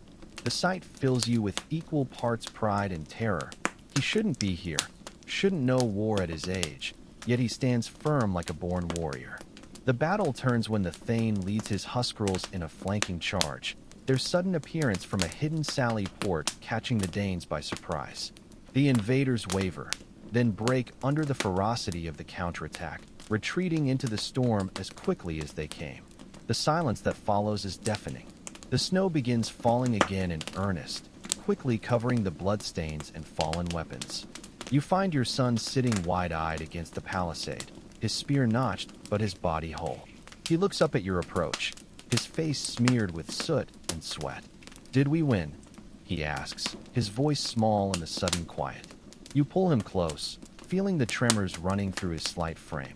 "For today," you murmur into his hair. The Thane organizes sentries and sees to the wounded, his own left arm bandaged where a Dane's axe found its mark. The toll could have been worse. 3 villagers dead, twice that number wounded, but the Danes left at least 15 of their own behind. As dusk falls, the women and children return from hiding, their faces drawn with cold and worry. Your wife's arms around you, and your son say more than words ever could. The Thane declares the great hall will house everyone tonight. There's safety in numbers, and the wounded need tending. You sit with your family near one of the central hearths, passing a shared bowl of thin stew as the Thane lays out tomorrow's grim tasks. Burial detail, weapon repairs, scouts sent to track the retreating warband. Your son falls asleep against your shoulder, his breathing finally steady and calm. Outside, the storm continues to rage, but inside the hall, surrounded by your community, there's a fragile sense of safety. The Danes will come again, this winter or next, in storm or fair weather. The Thane knows it, you know it, every person in this hall knows it. But for tonight, you're alive. Your family is whole. The village stands. And in Dark Age Britain, sometimes that has to be enough. The howling storm finally exhausts itself by dawn, leaving behind a village encased in ice. You emerge from the Thane's hall into a world turned to glass. Every timber post, every thatch roof, every bare branch sheathed in a brittle crystalline coating that cracks and tinkles like shattered pottery underfoot. The cold has deepened in the storm's wake, the kind of cold that steals breath and freezes spit before it hits the ground. Your son walks beside you, his small boots crunching through the ice-crusted snow as you survey the aftermath of yesterday's battle. The Danes' abandoned weapons lie half-buried, their blades glinting dully beneath frost. Dark stains mar the snow where men fell, some still visible despite the storm's attempts to conceal them. "Will they come back?" your son asks, his voice barely louder than the wind. You study the northern horizon where the land rises toward the forest. "Not soon," you say, choosing honesty over comfort. "Not in this cold."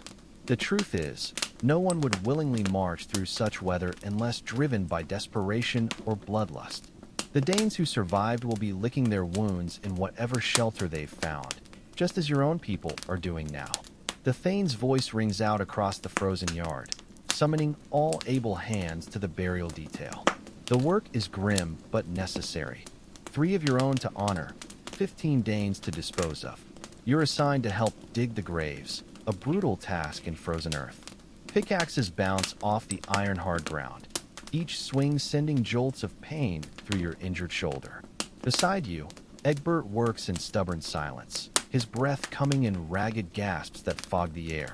"Should have left the bastards for the wolves," he mutters when the Thane isn't near enough to hear. You don't answer. In death, even enemies deserve some respect, if only to keep their spirits from lingering to cause mischief. The old ways taught that much, and the priests haven't managed to scrub it from village minds entirely. By midday, the graves are shallow but serviceable. Your own dead are wrapped in whatever spare cloth could be found, their bodies arranged carefully before dirt is shoveled over them. The Danes are buried without ceremony beyond a few muttered words from Father Ethelbert, more to appease the living than honor the dead. As you tamp down the last mound of earth, your son tugs your sleeve. "Father," he whispers, pointing toward the tree line. A lone figure approaches from the north, moving slowly through the deep snow. The Thane signals for readiness, but as the shape nears, you recognize the tattered remains of a green cloak. The king's messenger, half frozen and barely able to stand when he stumbles into the village center. "Tamworth," he gasps, his lips blue with cold. "Under siege."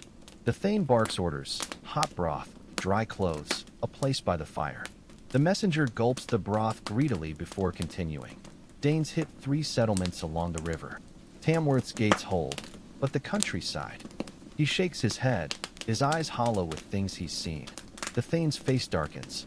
If Tamworth is besieged, no help will come before spring. Your village is on its own. That night, the great hall is more crowded than ever, packed with villagers and the few survivors the messenger brought with him. The air is thick with smoke and the smell of wet wool, the firelight casting flickering shadows on faces drawn with exhaustion and worry. Your family huddles together near the hearth, sharing a loaf of dark bread and a pot of thin stew. Your wife stirs honey into the children's portions, a rare luxury. But today's horrors call for small comforts. Will the king drive them out? Your eldest daughter asks between careful bites. You exchange a glance with your wife. The truth is, kings are distant and winters long. But hope is as necessary as bread. When the thaw comes, you say? The Thane stands, raising his drinking horn for silence. We've weathered the storm, he begins, his voice rough but steady. And we'll weather what comes next. Double the watch. Train every hand that can hold a spear. When the Danes return, he pauses, his gaze sweeping the room. We'll be ready. A murmur of agreement ripples through the hall, though you see the fear in your neighbor's eyes. Ready or not, the Danes will return. If not this winter, then in the spring. The messenger's news has seen to that. Later, when the children have fallen asleep and the hall is quiet save for the crackling fire and the snores of exhausted men, your wife turns to you.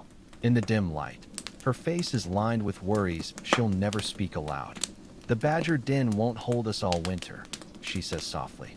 You nod, already running through options in your mind. The half-built houses can be made livable with hides and packed snow. The palisade needs reinforcing. Weapons must be repaired, food carefully rationed. We'll manage, you say, squeezing her hand. Outside, the wind begins to rise again, howling through the village like a living thing testing the walls. But inside the hall, surrounded by your family and your people, there's warmth. There's life. And in Dark Age Britain, sometimes that's enough. The deep winter freeze holds the land in its iron grip for 7 relentless days. Each morning you wake to find the water bucket frozen solid, the livestock's breath crystallized on their muzzles, the very timbers of your half-built home groaning in protest against the cold. The village moves through its routines like shadows on a cave wall, muted, cautious, conserving every ounce of energy for the essential tasks of survival. On the 8th day, a break in the weather brings pale sunlight and a cruel revelation. The Thane scouts return from their northern patrol with frostbitten toes and grim news. The Danes have established a fortified camp barely 10 miles distant, nestled in the crook of a frozen river bend. They're not hiding, not raiding, they're waiting, like wolves at the edge of a fire's light. The lead scout reports, his teeth chattering between gulps of hot mead. They've got women and children with them, built proper shelters. The unspoken implication hangs heavy in the hall. These aren't passing raiders, but settlers claiming territory. The Thane paces before the central hearth, his shadow looming monstrous on the smoke-blackened walls. Then we make the cost too high, he declares, slamming his fist into his palm with a crack that makes the children jump. Every step they take toward our lands will be paid in blood. Preparations begin in earnest. The village becomes a hive of frantic activity. Men reinforcing the palisade with sharpened stakes angled outward. Women stockpiling food in hidden caches. Children gathering stones for slingshot practice under the watchful eye of old warriors. Even the priest takes up arms, his normally peaceful hands now callousing around a spear shaft. Your family's half-built house becomes a secondary priority overnight. Instead, you spend your days in the woods with your son and a team of woodsmen, felling young ash trees to craft hunting bows. The work is painstaking. Each stave must be carefully shaped, dried near, but not too near. The fire, then strung with gut cord that stretches and snaps until perfected. But by week's end, your village boasts 20 new bows and twice as many arrows fletched with goose feathers traded from a shepherd in the next valley. Your wife and daughters have their own battle to wage. While the men train for combat, the women work tirelessly at the more subtle arts of defense. mixing poisonous paste for arrow tips, brewing strong sedatives from mandrake root, stitching makeshift bandages from every scrap of spare linen. Your youngest daughter, barely 6 winters old, solemnly presents you with a pouch of woundwort and spiderweb poultices, her small face serious as she explains how to staunch bleeding. The Thane institutes new drills at dawn and dusk, turning farmers into warriors through sheer repetition. You learn to form shield walls, to rotate wounded men to the rear, to fight back-to-back when surrounded. Your son, though still slight of frame, develops an uncanny accuracy with his small bow, his arrows consistently finding the space between the eyes of the straw dummies. At night, the village gathers in the great hall to share news and mend weapons. The stories told now are different.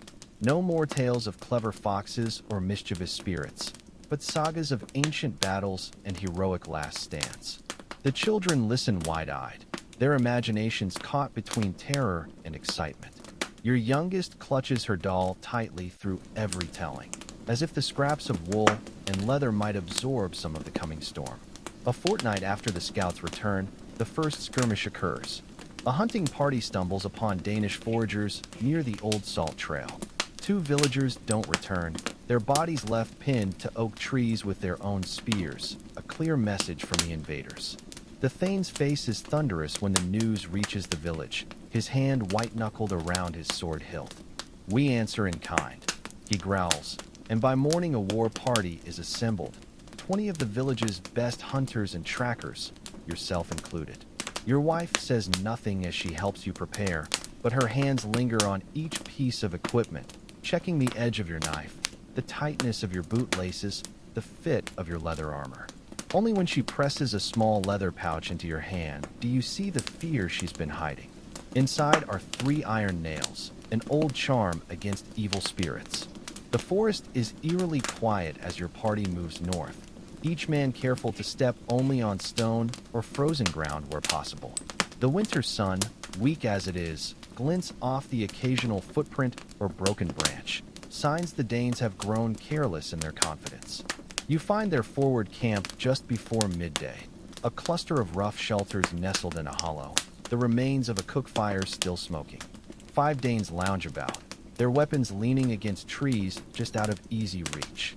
They're laughing at some joke, their breath fogging in the cold air, utterly unaware of the death about to descend upon them. The Thane signals the attack with a single whistle. Arrows fly first, finding their marks with lethal precision. You take down a burly warrior with an axe before he can rise from his seat, your shaft punching through his throat. The remaining Danes scramble for weapons, but your party is upon them before they can organize, a whirlwind of steel and vengeance that leaves no survivors. The Thane allows no time for celebration. "Strip them of anything useful," he orders, kicking over a cooking pot. "Then we burn it all."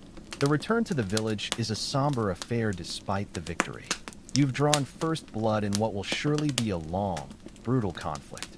That night, as you sit sharpening your knife by the fire, your son approaches hesitantly. "Did you feel anything?" he asks, his eyes too old for his young face. "When you killed them?" You pause, the whetstone hovering above the blade. The truth is, you'd felt many things in that moment. Fear, rage, even a sickening thrill. But what sticks with you now is the way the dying Dane's eyes had widened in surprise, how his hands had clutched at the arrow as if he could simply pluck it out and undo what had been done. You do what you must to protect your family. You say finally, meeting his gaze. "Remember that, when the time comes." He nods solemnly, absorbing this lesson as he has so many others. How to track deer, when to plant barley, now how to kill a man. The weight of it settles over your household like a shroud, the fire's warmth doing little to dispel the chill. The next morning brings snow, thick, heavy flakes that pile quickly on the frozen ground. The Thane doubles the watch, knowing such weather can mask an approaching enemy. But as the days pass and no attack comes, the village begins to relax slightly. Perhaps the message sent by your raid was enough. Perhaps the Danes will wait for spring after all. On the eve of the winter solstice, the village gathers for what might be their last moment of peace. The great hall is decked with what greenery can be found. holly branches with their blood-red berries, sprigs of pine that fill the air with sharp scent. There's little to feast on, some dried apples, a bit of salted pork, the last of the autumn's mead carefully rationed, but no one complains. The Thane stands before the assembled villagers, his usual stern expression softened slightly by firelight. However the winter ends, he says, raising his drinking horn, we face it as one people. To our ancestors, who watch over us still. The toast is echoed by all, even the children sipping their watered-down mead. For a brief moment, the looming threat fades beneath the warmth of shared tradition and companionship.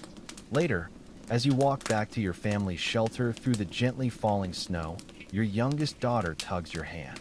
Will the sun really come back after tomorrow? She asks, her small face upturned to catch the flakes.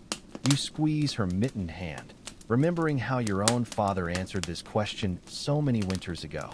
It always does, you tell her, no matter how dark the night. And in that moment, you choose to believe it. The solstice dawn arrives without fanfare, a pale and tentative light creeping across a landscape still gripped by winter's teeth. You wake to find the world outside your shelter transformed overnight. A fresh blanket of snow has smoothed over all the scars of war, draping the broken palisade and half-built homes in deceptive purity. Only the sentry paths, trodden into the snow in endless circuits, betray the village's heightened vigilance. Your breath forms thick clouds as you emerge into the cold, the ceremonial honey cake for the solstice observance tucked carefully inside your tunic to keep it from freezing solid. The Thane has ordered a brief respite from weapons training today, allowing the village to honor the year's turning in whatever small ways they can. Even war must pause for tradition. The sacred oak stands at the forest's edge, its ancient branches bowed under layers of ice that glitter like shattered glass in the weak sunlight. The women of the village are already gathering there, their voices hushed as they arrange simple offerings, dried herbs, scraps of wool, a precious handful of last summer's wheat. Your wife catches your eye and nods toward the children, who stand solemnly clutching their own humble gifts. Your son with a carefully whittled wooden horse, your daughters with braided circles of straw. Go on, you murmur, giving them a gentle push forward. They join the procession circling the tree, their small faces serious as they add their offerings to the growing pile at its roots. The ritual is older than memory, a blending of pagan reverence and Christian adaptation that no one questions anymore. In times like these, all protections are worth courting. You hang back with the other men, watching as Father Ethelbert moves among the gathered villagers, his Latin blessings mingling with the older incantations whispered by the grandmothers. The priest's face is pinched with cold but serene. He's wise enough to know that faith takes many forms when death looms close. The peace is shattered by a horn blast from the northern watchtower, 2 short notes followed by a long, wavering tone that sets your heart pounding. The assembly scatters instantly, women gathering children while men reach for weapons that are never far from hand these days. You're halfway to the palisade when the sentry's shout clarifies the alarm. Riders approaching. King's banners. The Thane reaches the gate first, his sword drawn but lowered as the horsemen materialize from the tree line. There are 6 of them, their mounts lathered despite the cold, steam rising from the animals' flanks like dragon's breath. At their head rides a man in a cloak of royal scarlet gone muddy from hard travel, his face obscured by a nasal helm. When he removes it, revealing sharp features and a close-cropped beard streaked with gray, a murmur runs through the gathered villagers. It's Edric Thane, the king's own war leader and no stranger to these parts. His presence here can mean only one thing. The situation is worse than anyone feared. The Thane ushers the riders into the hall, but not before ordering doubled watches on all walls. Whatever news they bring, it's not for all ears just yet. You're among the handful of senior villagers summoned to attend, your status as both a skilled hunter and level head earning you a place at the periphery of the council. Edric doesn't mince words.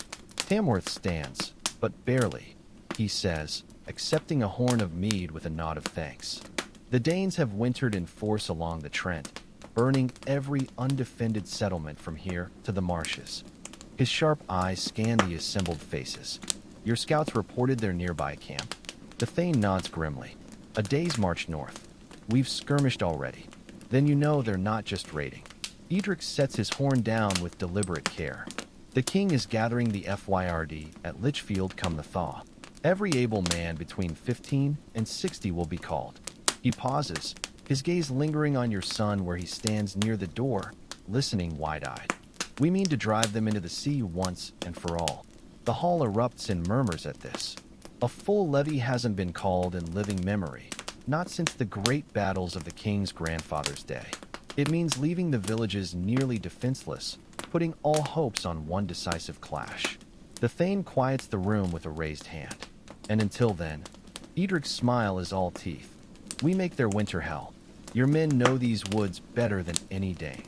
Harass their hunting parties. Poison their wells. Leave them no peace until the snow melts. The strategy session that follows lasts well into the afternoon, maps drawn in the hard-packed earth by the hearth. Edric points out known Danish positions, their likely supply routes, the best ambush sites along the frozen rivers. Your hunting knowledge proves valuable. You're able to suggest several hidden approaches to the enemy camp even the king's scouts had missed. When the riders depart as suddenly as they came, the village is left buzzing with both fear and grim determination. The Thane immediately sets about organizing raiding parties, assigning each group specific targets and routes. You're placed in charge of a small band of woodsmen, quiet, deadly men who know how to move unseen through the winter forest. Your wife says nothing as you prepare to leave that evening, her lips pressed into a thin line as she helps you pack light, dried meat, spare bowstrings, the poisoned arrows the women have prepared. Only when she ties the final knot on your bundle does she speak. The solstice fire will burn all night, she says quietly. Look for its light to guide you home. You kiss each of your children in turn, saving your son for last. He stands straight as you grip his shoulders, trying so hard to be the man he's not yet become. Watch over them, you tell him, pressing your spare knife into his hands. His nod is solemn, his fingers tightening around the hilt with surprising certainty. The forest is eerily beautiful at night, the moonlight reflecting off the snow in a way that turns the world to silver and shadow. Your party moves like ghosts between the trees, following game trails only locals would know. The cold is brutal, seeping through layers of wool and leather to gnaw at bones, but it serves your purpose. No sentry stands watch for long in such weather. By midnight, you reach the ridge overlooking the Danish camp. Even from a distance, the signs of trouble are clear. Several shelters stand empty, their hides torn down for patches elsewhere. The central fire burns low, tended by a single shivering warrior, while his companions huddle in whatever warmth their makeshift dwellings provide. Your group splits as planned. 2 men to sabotage the latrine pit, 2 more to taint the nearby stream with rotten meat and wolfsbane. You and the remaining hunter take the most dangerous task, slipping into the camp itself to cut bowstrings and spoil food stores. The sentry doesn't see death coming until your knife is at his throat. You lower his body silently into the snow, his blood steaming briefly before the cold claims it. Inside the nearest shelter, 3 Danes sleep deeply, their breath reeking of sour ale. You move quickly, slicing through every leather strap and waterskin within reach before melting back into the night. By the time the camp stirs at dawn, your party is long gone. Your only trace a series of crude markers left at the tree line. Symbols your grandfather taught you. Warnings to evil spirits that this place is cursed. Let the Danes wonder at their meaning as their bellies cramp and their bows fail at crucial moments. The journey home is harder, the adrenaline of the raid worn off, and the cold settling deep into your joints. When the village finally comes into view, the solstice fire still burns bright in the Thane's hall, its glow a beacon through the pre-dawn gloom. Your wife meets you at the gate, her face drawn with worry until she sees your party whole and unharmed. Did it work? The Thane asks when you report. You grin through chapped lips. Give it 3 days. Then we'll see how many Danes are left to face come spring. The village celebrates your success with what little they can spare, an extra portion of stew, a sip of precious meat. But beneath the relieved laughter, everyone knows the truth. This is only the beginning. The solstice has passed, the days will lengthen, and the war will intensify with each thawing mile between here and Litchfield.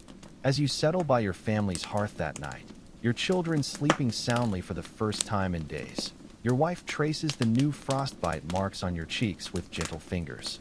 Outside, the wind howls through the palisade, carrying with it the faintest echo of distant screams.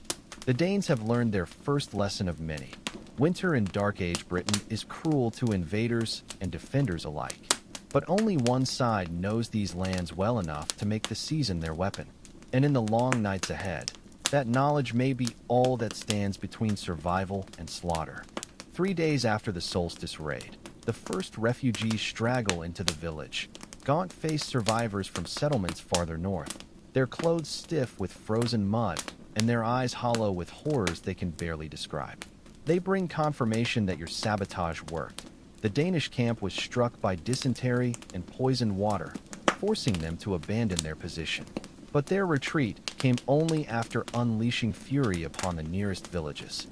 "They're burning everything now," gasps a gray-bearded farmer whose hands shake uncontrollably around his drinking horn. Not just taking supplies, making sure no one can follow. His daughter sits mute beside him, her frost-bitten fingers clutching a charred piece of wood, all that remains of her loom. The Thane listens stone-faced, his fingers tapping an absent rhythm on his sword hilt. When the old man describes seeing Danish children among the raiders, whole families moving south with their possessions, his hand stills. This changes everything. Nomad warriors might eventually move on, but settlers with children are here to stay. That night, the Thane's Hall becomes a war council chamber. Maps are redrawn with charcoal on stretched hides, showing the new Danish positions and refugee trails. Diedrich's strategy evolves from harassment to something darker. Targeted strikes meant to make the land itself seem cursed to the invaders. You're sent again into the frozen wilderness, this time with different orders, not just to sabotage, but to terrify. The forest has changed since your last foray. The snow bears strange tracks now, not just wolves and deer, but the unmistakable signs of displaced people moving furtively through the trees. Your party follows one such trail to a heartbreaking discovery, a makeshift camp where someone tried to winter in the open. The remains of a cook fire sit cold, surrounded by tiny footprints and the discarded shell of a child's mitten. Whoever camped here left in haste, perhaps hearing your approach. "Refugees?" asks young Wulfric, his breath fogging in the moonlight. You shake your head, nudging a half-buried object with your boot. The iron boss of a Danish shield winks dully in the snow. "Scouts. With families." The implications settle over your party like a shroud. If the Danes are sending out settlers already, their commitment to this land runs deeper than mere conquest.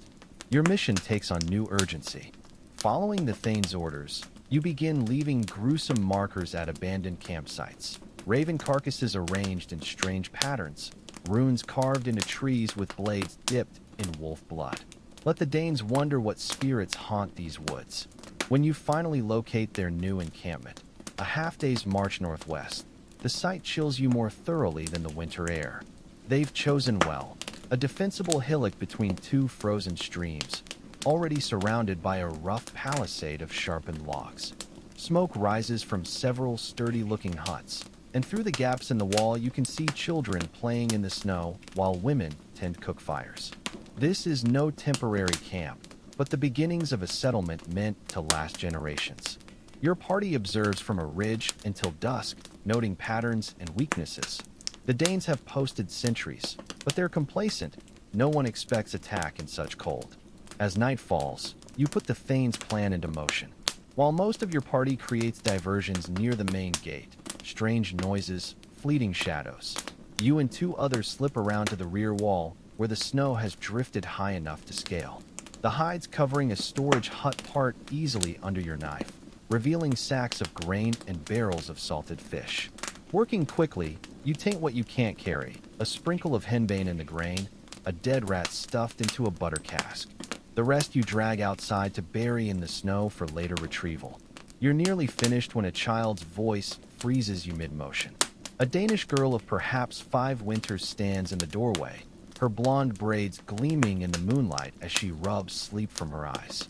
For a heartbeat, time stops, her confused gaze locked on your shadowy form, your hand hovering over your knife. Then common sense prevails. You press a finger to your lips and melt back into the darkness, trusting her sleepy mind will dismiss you as a dream. The party regroups at the tree lean, your hearts pounding with the thrill of near discovery. "Did they see you?" asks Egbert, his face pale in the moonlight. You shake your head, not trusting your voice just yet. The image of that child, so like your own daughter in size and innocence, haunts you as you retreat into the night.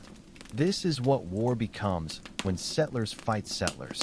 Not clean battles between warriors, but a slow poisoning of wells and minds alike. The return journey is tense, every shadow potentially hiding Danish trackers.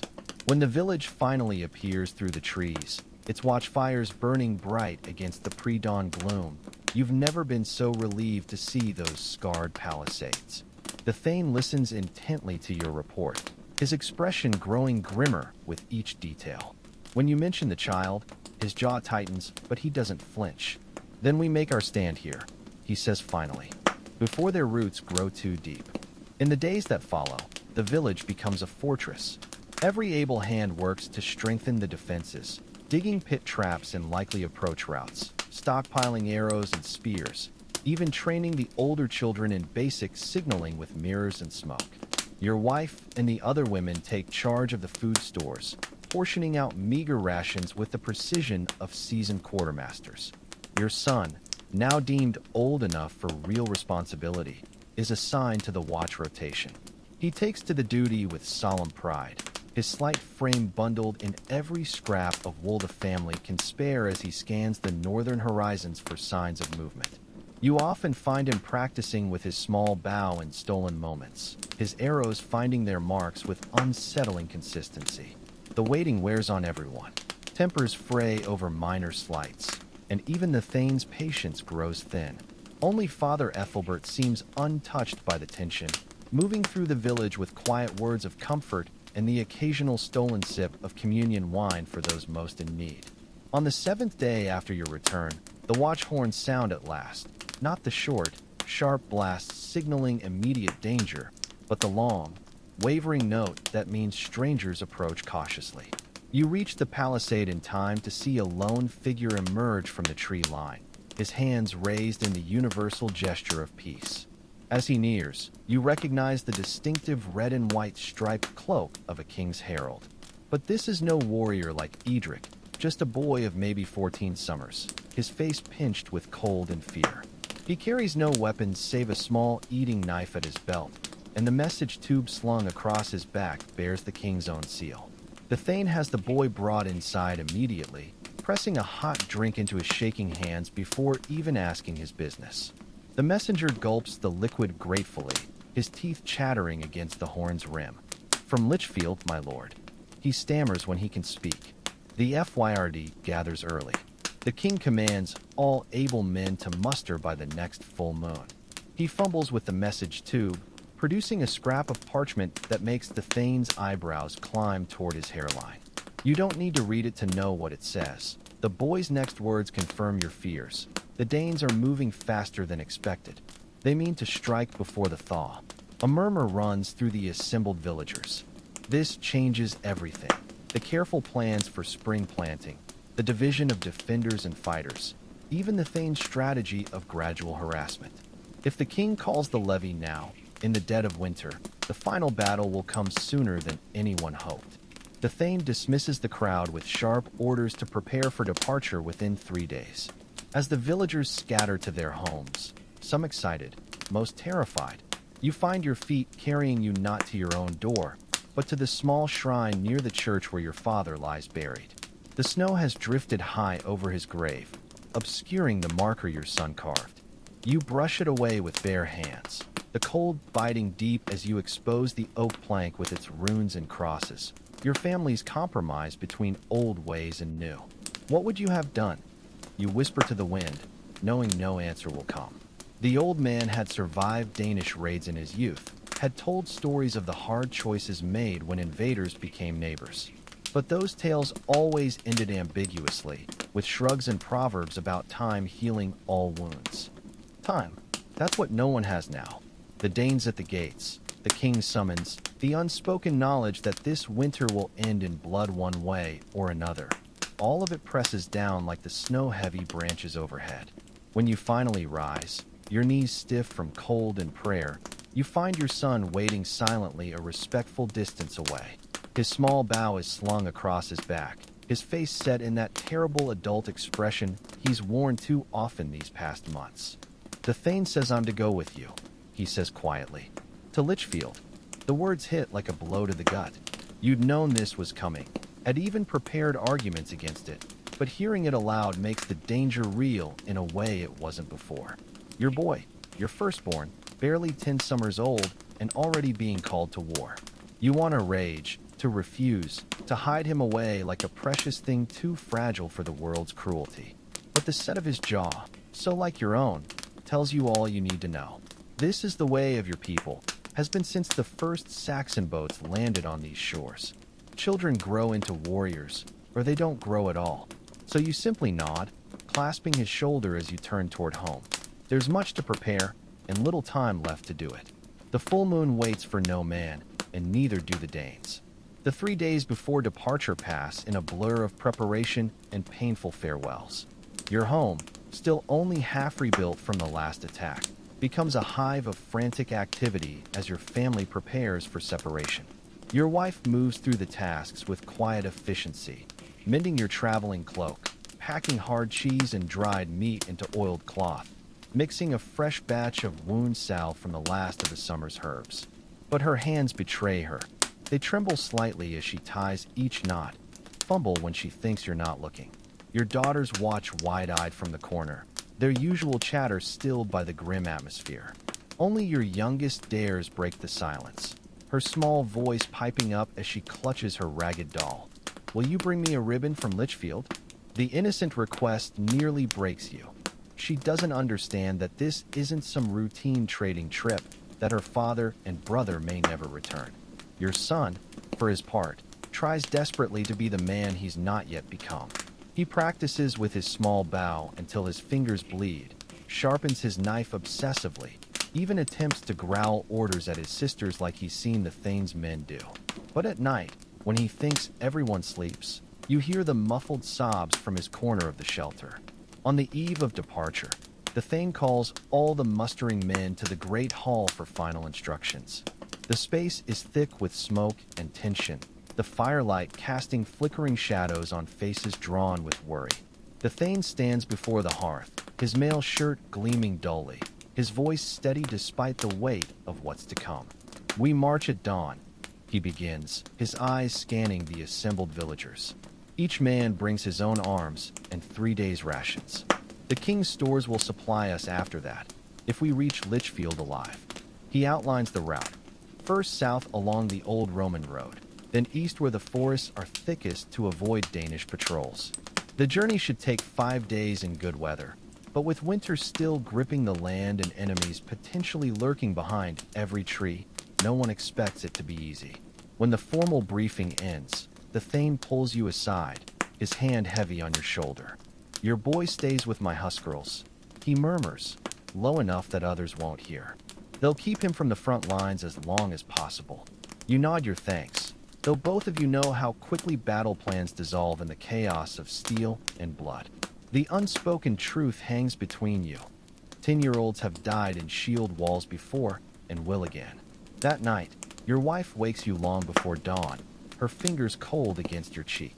"Come," she whispers, leading you outside where the stars still blaze in the pre-dawn darkness. To your surprise, the entire village seems to be gathering at the eastern gate, their breath fogging in the icy air. Father Ethelbert stands at their head, his usual vestments replaced by simple traveling clothes, a sturdy walking staff in one hand and a leather satchel in the other. "I'm coming with you," he says simply when you approach. At your startled look, he shrugs. Someone needs to tend the souls on both sides of this fight. The villagers have prepared their own send-off, not the grand feasts of peacetime, but small, precious gifts pressed into the hands of departing loved ones. Your wife gives you a new leather pouch containing 3 iron nails and a lock of her hair braided with your children's. For protection, she says, her voice steady though her eyes shine with unshed tears. Your daughters present your son with a clumsily stitched cloth doll, a miniature version of their own, meant to watch over him as they cannot. He accepts it with solemn dignity, tucking it carefully inside his tunic despite the muffled laughter from some of the older boys. Then, as the first hints of pink tinge the eastern horizon, the Thane gives the order to move out. 40 men and boys form a ragged column, their breath steaming in the cold air as they shoulder packs and weapons. You take your place near the front, your son falling in step beside you with his small bow clutched tight. The village women stand silent at the gate, their faces pale in the dim light. No tears are shed, not yet. There will be time enough for weeping later, in private, when the menfolk can't see. For now, they offer only stiff backs and brave smiles, their postures straight as the spears their husbands carry. The last thing you see as the column turns south is your wife lifting your youngest daughter high, the child's small hand waving frantically until the trees swallow them from view. The first day's march is uneventful but grueling. The Roman road, though still the best route south, has suffered from years of neglect. Winter has cracked its stones, and in places entire sections have been swallowed by frozen marsh. The Thane sets a brutal pace, his eyes constantly scanning the treeline for threats. Your party makes camp at dusk in the shell of an abandoned farmstead, its roof long since collapsed, but its stone walls still offering some shelter from the wind. Fires are kept small and smokeless, sentries posted in pairs at every approach. You share your meager rations with your son, pretending not to notice when he slips bits of his portion to the younger boys when he thinks no one sees. That night, as you both huddle under a shared blanket, your son whispers a question into the darkness. Do you think the Danes are afraid too? You consider lying, but the stars overhead seem too bright for falsehoods. Every man fears battle, you admit, pulling him closer against the cold. Even the Thane, even me. He digests this in silence for a long moment. Then how do you keep going? You think of your wife's face at dawn, of your daughter's brave waves, of the village that depends on this levy's success. You find something more important than fear, you say finally. The second day brings the first signs of war's reach. A burned-out croft appears beside the road, its blackened timbers jutting from the snow like broken teeth. Further on, a makeshift cross marks where someone buried a traveler in haste. The grave is shallow enough that wolves have been at it, scattering bones across the frozen mud. The Thane orders extra scouts ahead after that, and your party moves with renewed caution. It's one of these outriders who comes sprinting back near midday, his face flushed with exertion and alarm. Danes, he gasps. A mile ahead, maybe 20 of them, with sleds. The column freezes, hands going to weapons as the Thane processes this news. 20 is too many for a straight fight with your tired, lightly armed group. But the road here runs through a narrow defile with no easy bypass. Turning back would cost precious time you don't have. Leaf wine, the Thane says suddenly, turning to you. You know these woods? You nod, recognizing what he's asking. As a hunter, you've traveled these forests since boyhood, know every game trail and dry gully for miles around. Take 5 men and flank them. We'll give you until midday tomorrow to get in position, then hit them from both sides when the main column engages. It's a good plan, risky, but no more so than marching straight into an ambush. You quickly select your team. Egbert for his woodcraft, Wulfric for his keen eyes, 2 other steady villagers who won't panic in the wild. Then comes the hardest part. Your son's face crumples when you tell him you're leaving, his lower lip trembling despite his efforts to stay strong. But I'm supposed to stay with you, he protests, his voice cracking. You kneel in the snow, gripping his shoulders until he meets your eyes. Listen to me. You stay with the Thane's Huskarls, exactly as we practiced. Do everything they say when they say it. You press your forehead to his, breathing in the scent of wood smoke and wool that clings to him. I will come back for you. The lie tastes bitter, but he nods, scrubbing angrily at his eyes. As you turn to leave, he presses something into your hand, the little cloth doll your sisters gave him. For protection, he mutters, echoing your wife's words from yesterday. The forest swallows your small party quickly, the snow-covered trees closing ranks behind you like silent sentinels. Egbert takes point, his old bones complaining, but his instincts as sharp as ever. You move in single file, each man stepping precisely in the leader's footprints to minimize noise and trail. By nightfall, you've circled wide around the Danish position, coming at last to the rocky outcrop that overlooks the road from the east. The vantage point is perfect. You can see the enemy camp clearly in the moonlight, their sleds loaded with plunder and their sentries pacing restless circuits.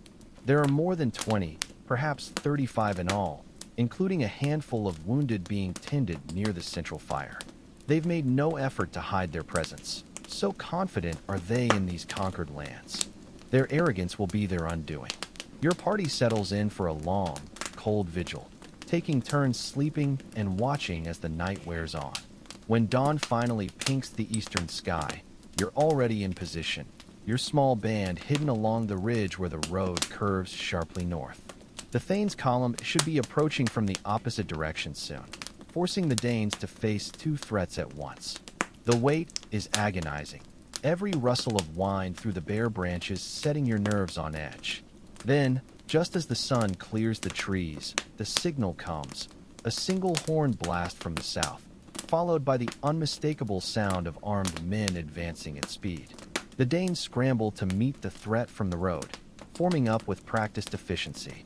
They never see your attack coming from behind until your arrows are already among them. Chaos erupts as your party charges down the slope, screaming like demons to mask your small numbers.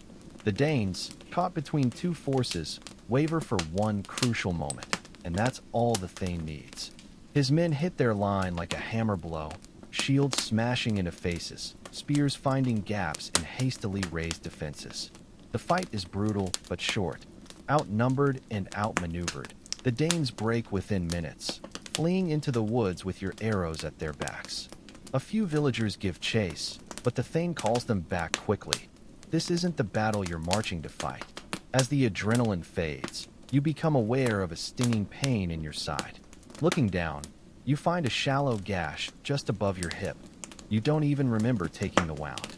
Egbert patches it with a strip of clean linen and a dollop of honey from your wife's pouch, his gnarled fingers surprisingly gentle. Lucky, he grunts as he works. Half-inch deeper, and you'd be pissing blood. The Thane finds you as the column reforms, his face grim beneath his helmet. Your boy fought well, he says without preamble. Stayed in formation like a veteran. Your heart stops at the words. He was in the fighting? The Thane's expression softens slightly. Only because he broke ranks to drag young Wolfert to safety when the lad took an axe to the shoulder. He claps you on the back, careful to avoid your injury. You've raised a good one there. As you fall back into line with the others, your son appears at your side, his face smeared with dirt and something darker. He doesn't speak, just presses close as if to reassure himself you're really there. You don't ask what he saw or did in those terrible minutes of battle. Some things are better left until the fireside, years from now if God wills it. The column moves out again, leaving the dead where they fell and taking only what supplies can be carried. The road south stretches before you, its stones gleaming faintly through the snow. Somewhere ahead lies Lichfield, and the king, and the great battle that will decide all your fates. But for now, with your son warm beside you and the winter sun shining weakly through the clouds, you allow yourself to hope. The final approach to Lichfield reveals the true scale of the war gathering. As your weary column crests the last hill, the fortified town sprawls below like some great beast stirring from winter slumber. Its earthen ramparts thickened with fresh timber, the thatched roofs of its houses barely visible beneath layers of snow and smoke from countless cook fires. Beyond the walls, a sea of makeshift camps spreads across the frozen meadows, their banners and pennants fluttering in the icy wind like blossoms on some grim harvest. Christ's bones, Egbert mutters beside you, his rheumy eyes widening at the sight. You share his awe. Neither of you has seen more than 200 men gathered in one place before, yet here stand thousands. The king's war machine, roused from hibernation. The Thane leads your party down the slippery slope with renewed vigor, his back straightening as if the sight has injected fresh strength into his bones. Your son walks close at your side, his small hand occasionally brushing yours as if to reassure himself you're still there. The boy hasn't spoken since the skirmish, his eyes too old for his young face. Litchfield's gates stand open but heavily guarded, their oak timbers reinforced with iron bands that gleam dully in the winter light. The guards wave your party through with barely a glance. Your weapons and travel-worn gear mark you clearly as part of the levy. Inside, the town teems with barely controlled chaos. Armored warriors push through crowded streets, their mail jingling. Merchants hawk supplies at exorbitant prices. Priests move among the masses offering blessings and taking confessions in equal measure. You're halfway to the mustering field when a familiar voice cuts through the din of wine. By all the saints, a broad-shouldered figure in a mud-spattered tunic shoves through the crowd toward you. Your cousin Alfric from the southern marshes, his beard grown long and wild since last harvest. The reunion is brief but heartfelt, his crushing embrace making your still tender wound protest. We came up with Bjorn's levy 3 days past, he explains, clapping your son on the shoulder with a grin that doesn't quite reach his eyes. The king's gathering all men between the Trent and Avon. They say the Danes have 5,000 spear at Tamworth. The number makes your stomach clench. Even combined, the English forces might muster half that. But you keep your face neutral for your son's sake, exchanging news of family and village instead. Alfric's wife bore a healthy boy at winter's start. Your youngest daughter's skill with herb lore grows daily. The normalcy of such talk feels surreal amidst the war preparations. The Thane reappears, his expression grim. We're assigned the eastern quarter near the old church, he announces, gathering the men with sharp gestures. The king reviews the levies at dawn tomorrow. See to your gear and get what rest you can. Your assigned camping spot turns out to be the frozen yard of a half-ruined monastery, its stone buildings already packed with men from other villages. You and your son claim a corner of the scriptorium, its once pristine floors now littered with straw and the remnants of priceless parchments torn down for kindling. The irony isn't lost on you. Generations of monkish labor destroyed in days to fuel the very war those prayers might have prevented. Then the horns sound, and there's no more time for words or regrets. The army moves forward as one, the fog parting reluctantly to reveal the waiting Danes. Their shield wall stretches across the shallow valley, a bristling line of iron and painted wood. Above them, ravens circle in the gray sky, their harsh cries a grim counterpoint to the drums. You take your place with the archers on the right flank, your fingers flexing nervously around your bow. The king's huskarls form the center, their mail gleaming dully in the weak light. Somewhere in that mass of men and steel is your son, his small hands clutching a spear he should never have had to bear. The world narrows to the space between breaths, between heartbeats. Then the horns sound again, and the killing begins. The first flight of arrows leaves your bow with a sound like tearing linen. Time distorts as they arc across the frozen sky. Those deadly splinters of ash and iron that you carved by firelight, now descending upon living men. The Danish shield wall ripples under the impact, a dozen gaps appearing where shafts find vulnerable throats or thighs. But the line holds, their overlapping shields rising like a wave to meet the next volley. Your fingers are already knocking another arrow when the battle cries begin. The Mercian huskarls charge with a roar that shakes the earth, their two-handed axes gleaming like silver in the weak dawn light. The two front lines collide with a crash that echoes between the hills, sending ravens scattering from bare oaks. From your elevated position among the archers, the battle unfolds like some grotesque tapestry, swords rising and falling in rhythmic butchery, wounded men crawling through churned snow now pink with blood. Then you see him. Your son moves like a shadow at the edge of the shield wall, his small frame nearly lost among the towering warriors. He shouldn't be there. The boys were meant to stay as reserves, but he's darting forward with his shortened spear, dragging a wounded villager back from the fray. Your breath stops as a Dane breaks ranks, his bearded face contorted with rage as he raises a notched axe above your boy's unprotected head. You act without thought. The arrow leaves your bow before you've fully drawn, its flight straighter than prayer. It takes the Dane through the side of his neck, sending him stumbling sideways with a wet gurgle.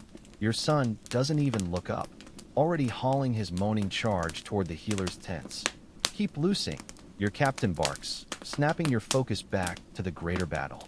The Danish line is buckling near the center where the Thane and his men press hard. You rain arrows into the exposed flanks, each shot precise, not the wild volleys of earlier, but the calculated kills of a hunter. A man clutching a banner falls with your fletching protruding from his eye socket. Another collapses mid-charge, his scream cut short as your shaft punches through his leather armor. The battle turns slowly, agonizingly. The Danish retreat begins as a ripple near their chieftain's standard, then becomes a flood as the Mercian advance pushes them toward the frozen river. You're moving forward with the other archers now, picking off stragglers as the enemy rout becomes a slaughter. The ice cracks under fleeing feet, swallowing warriors whole as their heavy mail drags them into black water. It's only when the horns sound victory that you drop your bow and run toward the shield wall. The ground is a nightmare of corpses and discarded weapons, each step bringing some fresh horror. A man gutted like a fish, his entrails steaming in the cold. Another clutching a severed arm, his mouth open in a silent scream. You find your son sitting dazed beside a dying fire, his spear broken, but his body miraculously whole. The doll you gave him, now stained with other men's blood, still peeks from his tunic collar. When he sees you, his face crumples like a child's at last, the battle fury draining away to reveal the terrified boy beneath. "We won," he asks, his voice small and cracked. You pull him close, feeling his heart hammer against yours. The field around you tells its own story. Hundreds dead, the river running red. Ravens already feasting where men still moan. Somewhere in that carnage lies the Thane, his body pierced by a dozen spears, but his sword still clutched in dead hands. For today, you murmur into his hair, just as you did in the forest weeks ago. The march back to Lichfield is a funeral procession. You carry the Thane's body on a makeshift litter, his huskarls taking turns at the poles while your son walks ahead with the king's banner. The victory is bitter. Too many villages left without their protectors, too many boys who'll never see their fathers again. But when you finally crest the hill overlooking your own settlement, the sight that greets you steals what little breath the winter hasn't already claimed. The palisade stands repaired and proud, smoke curling from every roof hole. And there at the gate, your wife stands with your daughters, their faces alight with a hope they've no right to possess after so dark a winter. Your son breaks into a run before you can stop him, his tired legs finding sudden strength as he races toward home. You follow more slowly, your wounds aching with each step, your heart heavy with all you've seen and done. But you walk upright. You meet your wife's eyes across the distance. You watch your daughters crush their brother in a hug that nearly topples them all into the snow. And in that moment, fleeting as a winter sunrise, fragile as an unbroken arrow, you allow yourself to believe the hardest truth of all. In Dark Age Britain, against all odds, you've survived.